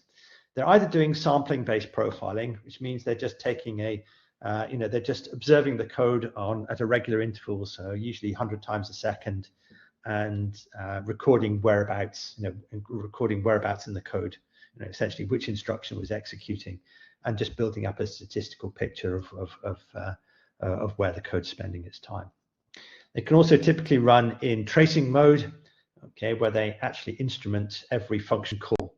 So record the entry time and exit time from every function call, which is has more overhead, tends to create big trace files, but can be more accurate than sampling.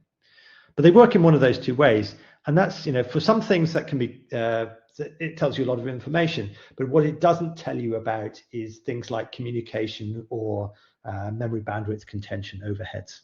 Okay, they just simply don't measure that. They don't have a good way of measuring that sort of thing.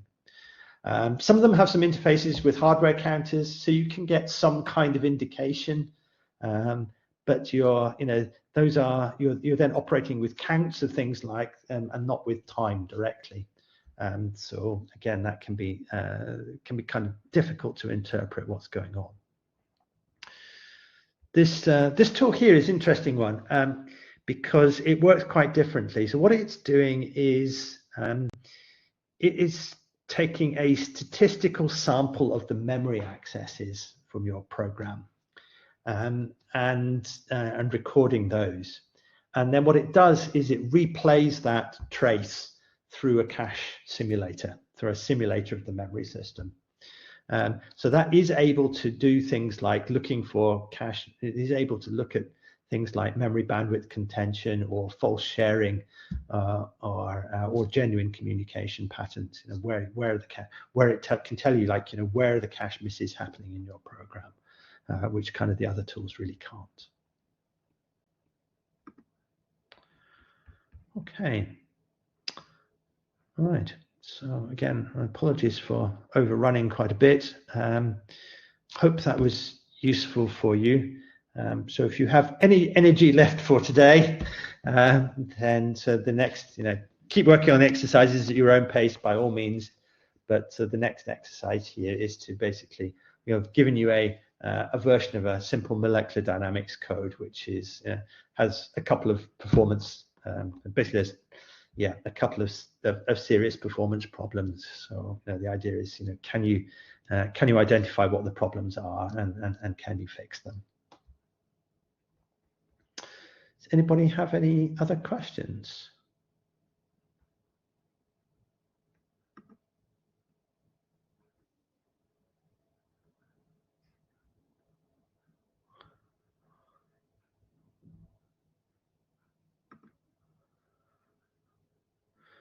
Okay, so dependent asking is for the memory bandwidth example, which one will scale better, OpenMP or MPI? They'll both have exactly the same problem. Okay, so it doesn't matter whether you're doing OpenMP or MPI, you will equally run into memory bandwidth contention. Okay, so provided I am running on, so that example was just running up to 16 cores on a single NUMA domain, so not even a whole node. Okay, but if you run on a single node, both cases, then both MPI and OpenMP are going to be equally affected by memory bandwidth contention. As soon as you start to run on multiple nodes, then of course you get access to more memory bandwidth. Okay, so if you could, you can always think about running, underpopulating. Okay, you can run fewer MPI processes than you have cores,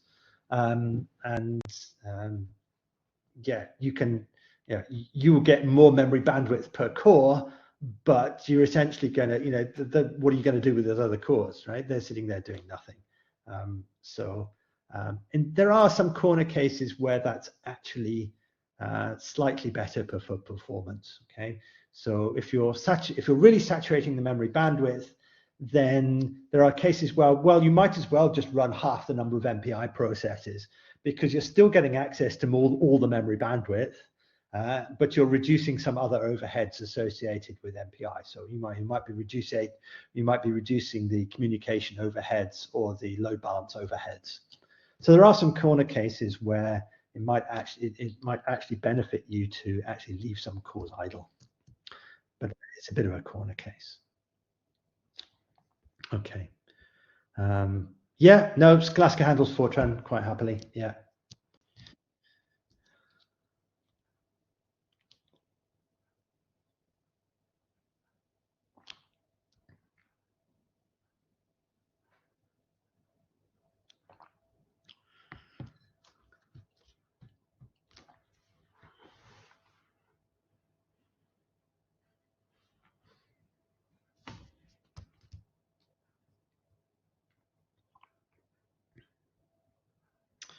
Anything else?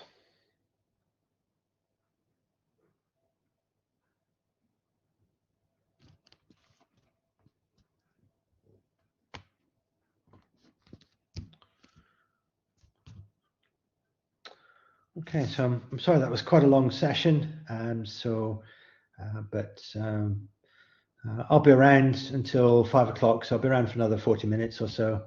If you want to, if there's any questions about the practical exercises, or you think of any other questions about today's material.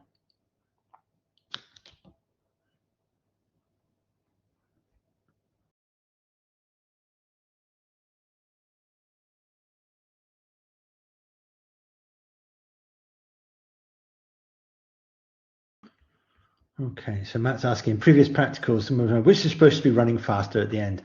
Okay, so actually, in some sense, it's a slightly unfair example because it's very difficult to beat the plain one. Okay,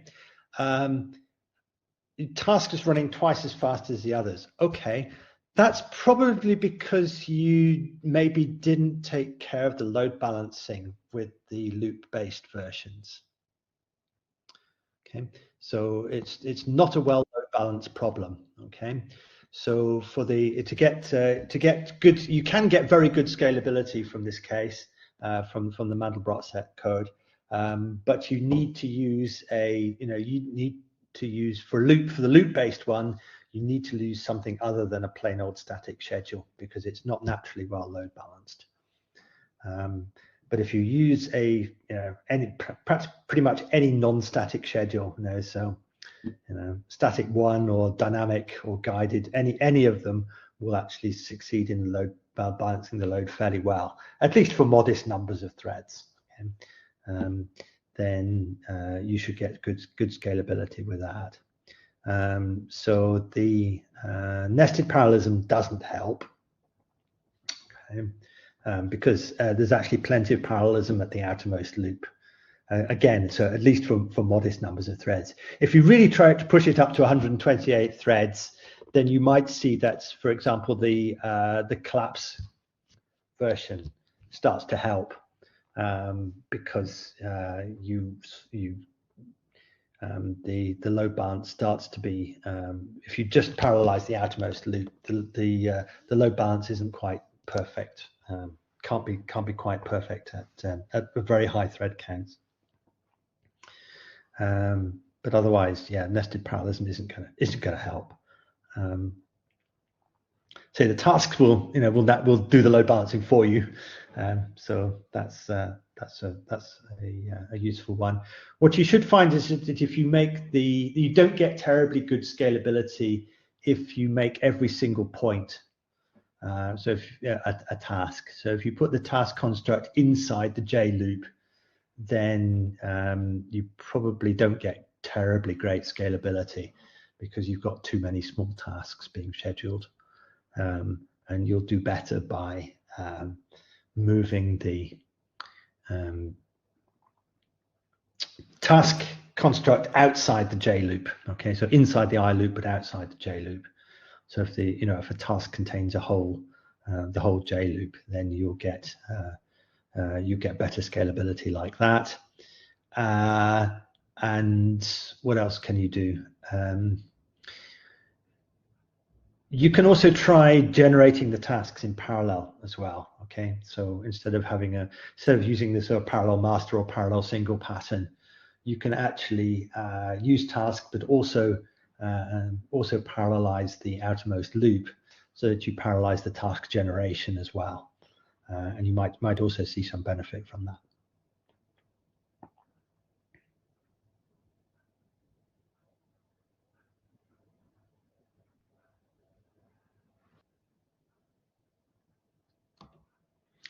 So we'll have a little bit more time tomorrow, so I will I can take a little bit of time to talk through the solutions for those exercises tomorrow.